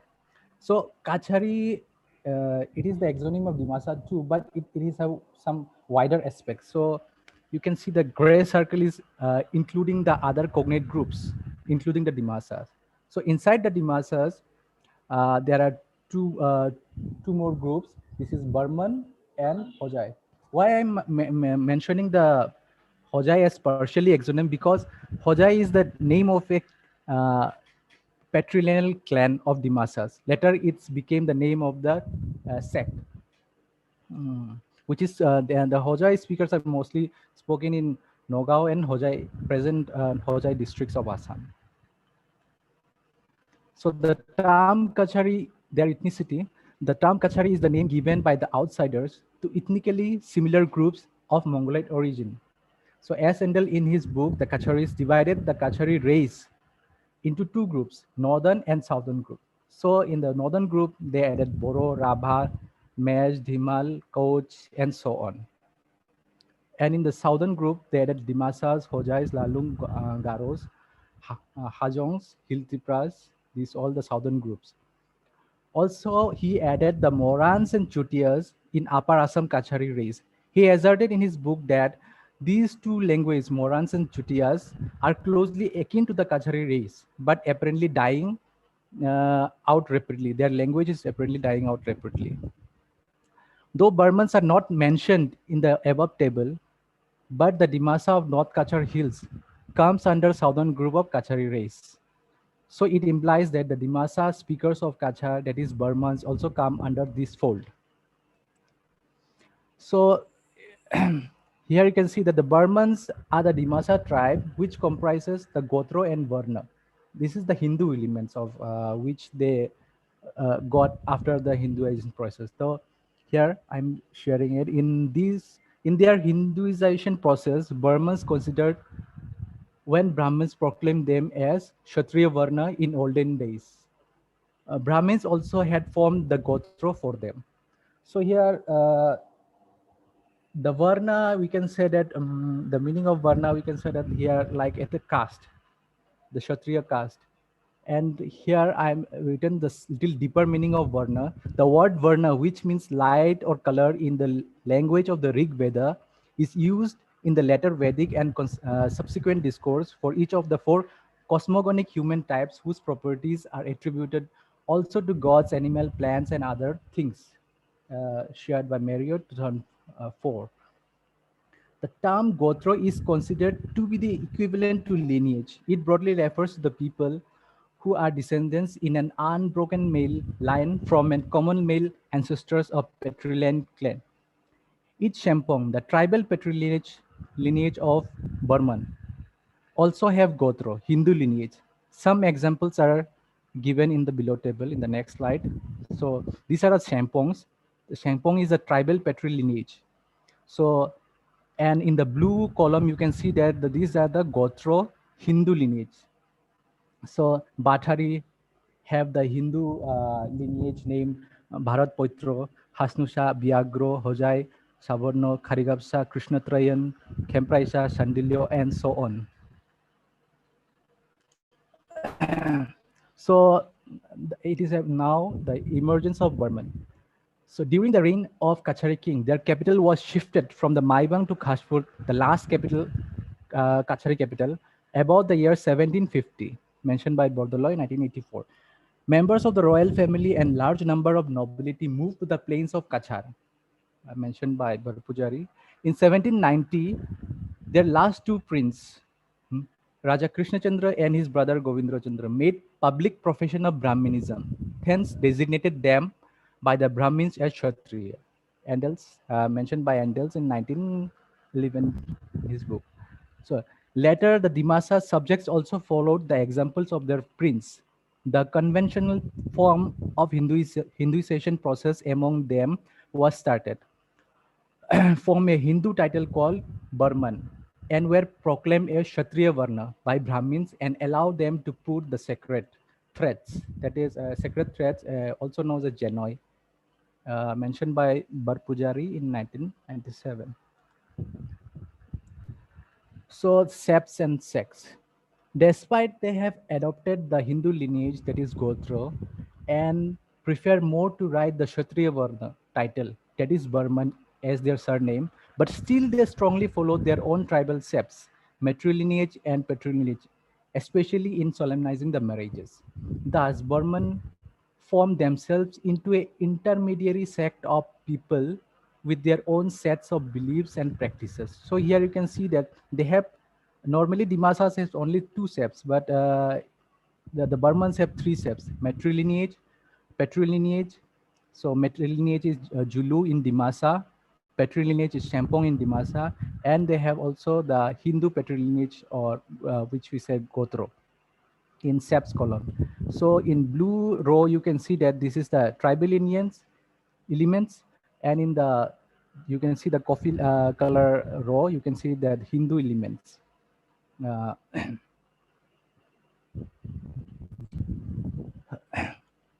So in the conclusion part, the Dimasa Burman sounds similar like the second constituent of the compound word Tibeto-Burman, but it doesn't have any semantic relation. Constitutionally, the term Burman is used to give them scheduled tribe recognition to Dimasa speakers of undivided Kachar, including Hailakandi and Karimganj of Assam. Conceivably, the blending of Hindu faith and adopting the term Burman as title was a factor of modernity in olden days for the for the Dimasa tribes of undivided Kachar. The term Burman is the part of Hindu elements to them, and it became the part of their heritage too, which directly or indirectly serving as a cohesive factor binding them in a sect, culturally but not linguistically, within the Dimasa speakers of Assam. One of the main factors for the emergence of Burman sect is the fascination of their Didan kings towards the ancient language, that is Sanskrit, in which the Vedas are written. So these are the conclusions. These are the references. And thank you for listening. That's all.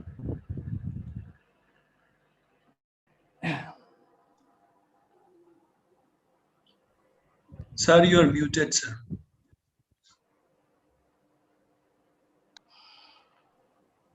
Thank you, Dibajoti. Then we have time, so we can discuss. Yes, yes. Anyone? Can I ask a question? Oh, please. Yes, ma'am. Yes. Like I'm fascinated with this. I don't know anything about the traditions of a society in the present the present state also. But I find it very interesting. You have made a distinction between patrilineage and matrilineage. Yes, ma'am. Would you please explain what they are? Actually, in Dimasa, we have these two tribal lineage. This matrilineage can the female can pass their clan names to their daughters to one after one to next generation. They can share only to females this matrilineage. Again, we have the patrilineage. We can transfer them. We can transfer to our children, especially to males, from one generation to generation. So boy cannot transfer the matrilineage clan to his daughter. Only he can share the patrilineage transfer to his boy, to his son, something like that. So, ma'am. Does it? I would like to react to this. So, does it happen in the same family, whereas the father can only transfer or pass on his clan name to the sons and not to the daughters, and the mother can pass on her clan name to the daughters only, not to the sons? Yes. Is it like that? Yes, ma'am. Yes, ma'am. But they avoid the son will avoid the matrilineage when in wedding law for in marriages, but the son will avoid the mother's clan. Okay, right. Very good. And very female good. also avoid the father's clan, male that patrilineage clan, something like yes, that. Yes. Okay, that's very. So that is the reason. That means you have a clan system in your society, just as we do. Yes. Yes, ma'am. Yes. And then that is exogamy. You practice exogamy. Yeah. Yes, ma'am. Exogamy. Okay. Right. Thank you. Welcome. Any other?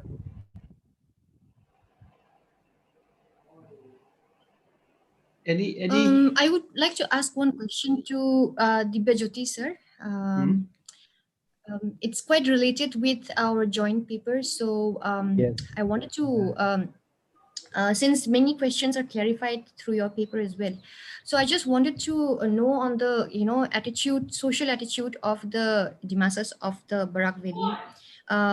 Because, the Dimasas of the Hills District, Dimashore District, do not want to be associated with the Kachari identity. So I have also noticed the Dimasas of the Barak Valley are slowly, changing their surnames from Burman to male clan names. So do you consider it as a positive attitude towards the Dimasa community, or do you consider it again as a negative attitude towards their,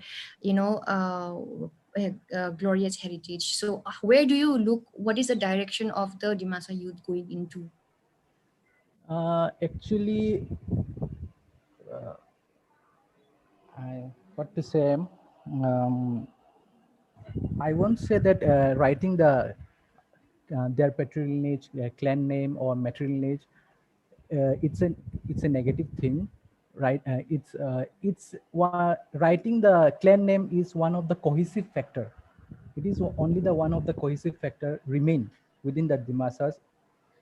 Yeah, we speak the same language, but this patri and matrilineage clan, it is one of the cohesive factors. So as per, I am also the youth of Kachar, we support this writing of patrilineage. But what I want to also add this: the people should know uh, uh, what they're avoiding, or what they means why before.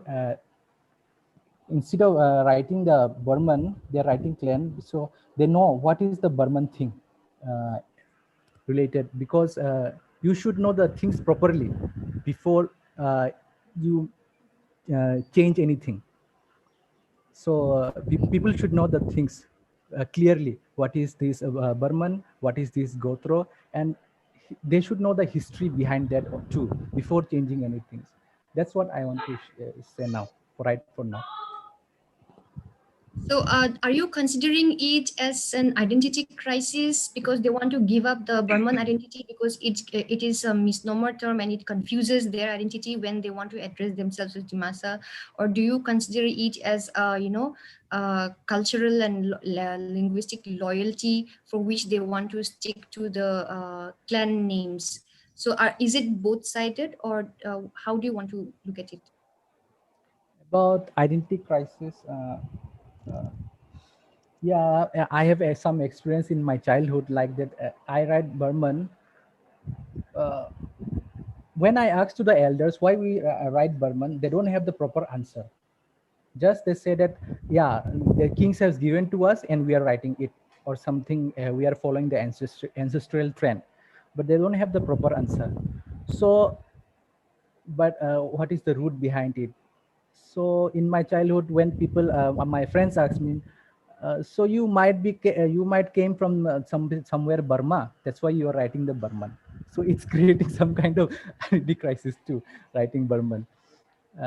But yeah, we have a lot have to discuss about it with the other seniors too, that what should we follow, this and that. We should go for more indigenous things, or we should follow some this like this Hindu Dimasa sect. Okay. Then any other? No one? Let me ask a very simple question, sir. Yes. I myself is not very well aware of this matter, so I'm very confused about this Hawar and Hasau dialect. Are they both these two dialects intelligible to each other, or are they different, language? Yeah. Yes, it is intelligible, and there are just some vowel variations. Mostly consonants are almost same, but there are some vowel variations, and it is very just there are some mere differences. That's all. And yeah, there are some influences of here Indo-Aryan language in our side we find it, and others in Hasau, like they're more closer to Kukijin group. They have some influence of Kukijin group. That's only. Okay, so the variety that is spoken in Baraveli is Hawar. Am I right? Yes, or is it Hasau? Yes, it's yeah, right. Okay, Hawar. That is Hawar. Hawar means plains. Plain. Okay. This Kachar is plain area, so we call it Hawar. And the Hasau means highland. Ha means land, and Basau means highland, high, something like that. That is spoken in Dima Hasau. Yes. Okay. That's why it is Hasau and Hawar. I couldn't hear that that this Hasau and Orar, they are different language or dialects of the one, or some dialects of one language, sir. Dialects of one language. Dialect of one language. What is that one language? Which language? It is and the name of the language is Dimasa. Oh, okay, okay. Dimasa. Okay. So is there any other? No one. No one. So how much is the difference between the Hasau and the Hora?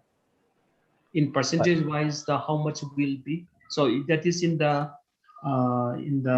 lexical level, or in the morphological level, or in the syntactic level? In syntactic level, we don't have much variations. Okay.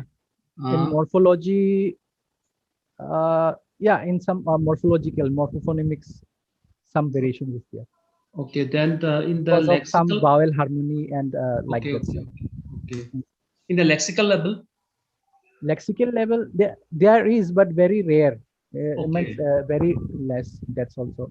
Only the variation is the cultural variation, mostly. Okay. Oh, cultural. Yes, sir. Yes, cultural. They means Hashao, they are more indigenous. They are following more indigenous, and we are something following like Hindu and Dinasa, mixture of mixed culture in Howard. Okay. Am I clear, sir? Okay. Then is there any other? Sir, as we have some more time, if participants wants to ask question from the previous speakers from Akansha, Manoranjan, Monali, Sriya, then we can take some questions, sir, because we have some Yes, time. no problem, no problem. We have time. Yeah, so. Any other who can ask to these 5 questions, 5 papers, no problem.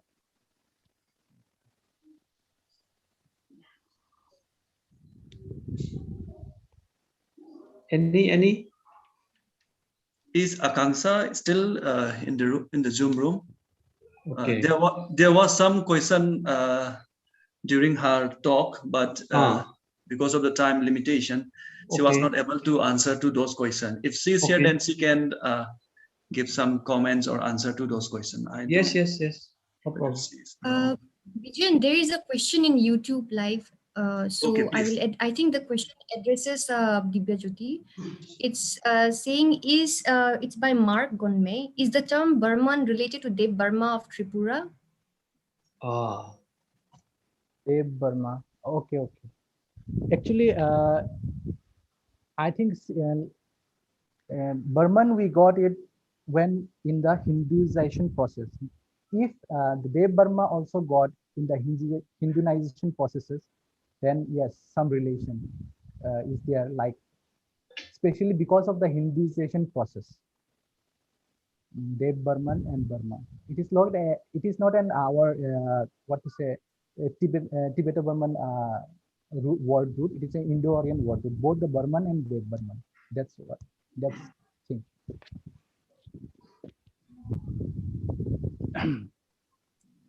So it's very interesting that, is there any connection between the term Burma, and then there is a place also called Burma in Burma, and this Burman and the Burma. So it's somehow geographically in the same area. Is there any connection? For that, I think, further, this one I leave for the younger scholars to find the answer.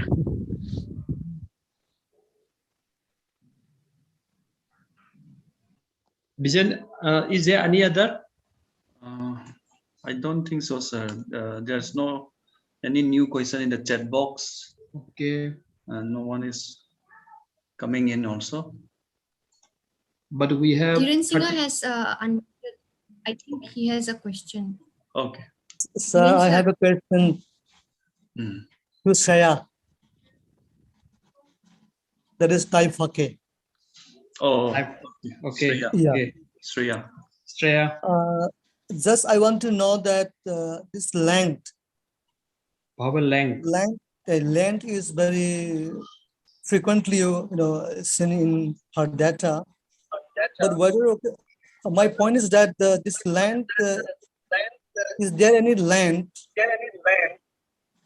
in the high pitch, a word or a syllable with high pitch? But most of the length, what I have noticed is that in the case of the low pitch, not in the high pitch. Yeah. This length may be because of the low tone, something like, I'm not quite sure because I am not very much familiar with the Taifake. So you can check it. Yeah. Yes. Actually, sir, tonal length on high-pitched syllables, that's what you're asking, right, sir? Yeah.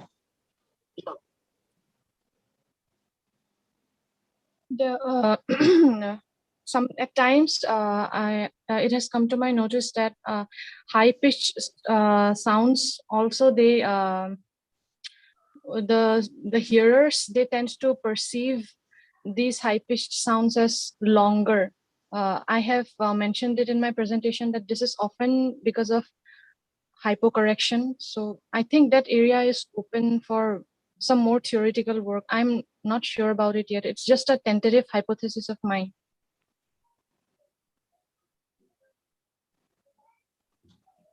Okay. Okay. But what my point is that, most of the TB languages or most of the Sino-Tibetan languages, what we notice is that, if the land is there, okay, there is, this low tone is there most of the time.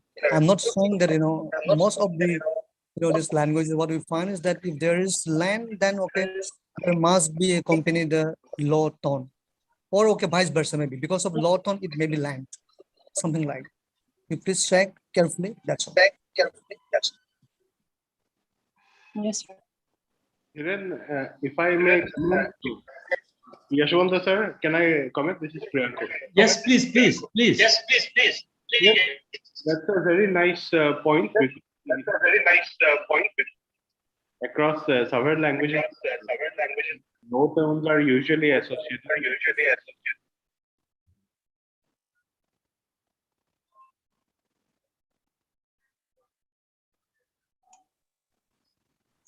Yeah. I think it is echoing in Shreya's phone. Can you hear me? Shreya is echoing in your device. Yeah. Yeah, I muted her. Let's see whether still.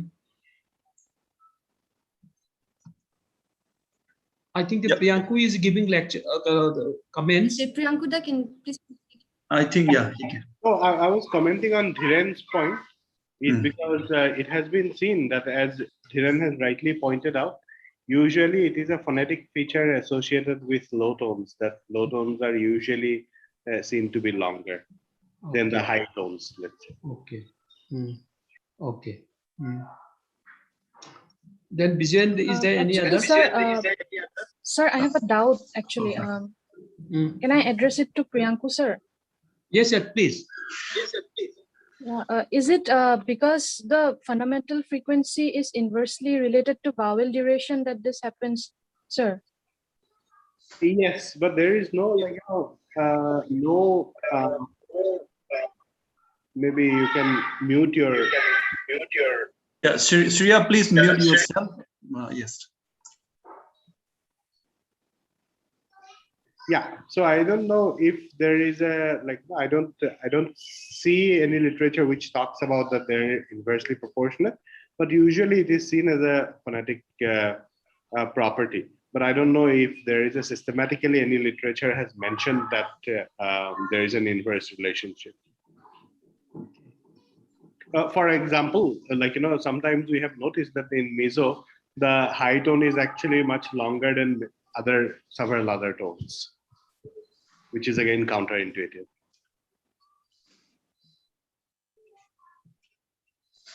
Thank you, sir. Okay. Then Bijan, is there any other? I don't see any new comments in the chat box. Okay. So then can we conclude, or yeah, is there any other thing to which you want to announce for the next day or tomorrow?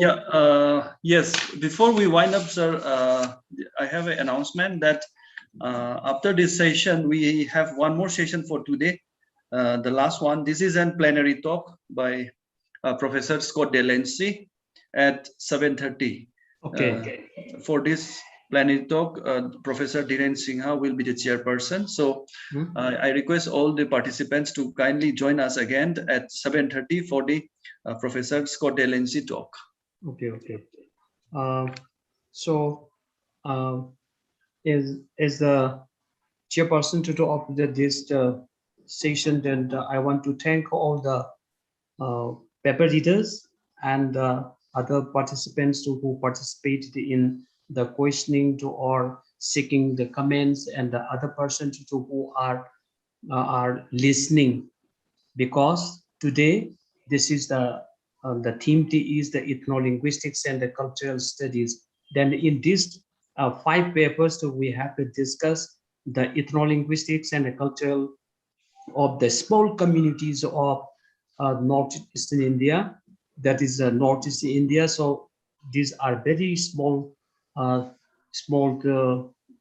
topics that we are discussing of the small community, then how the language policy impact to others, then the small community, like then so other things like also in the church, and how the going to work have to be done in the church in Manipuri, then Thai Khamti, then ethno-linguistic identity of the Mandai coast and the Burman Kasari, like this, and the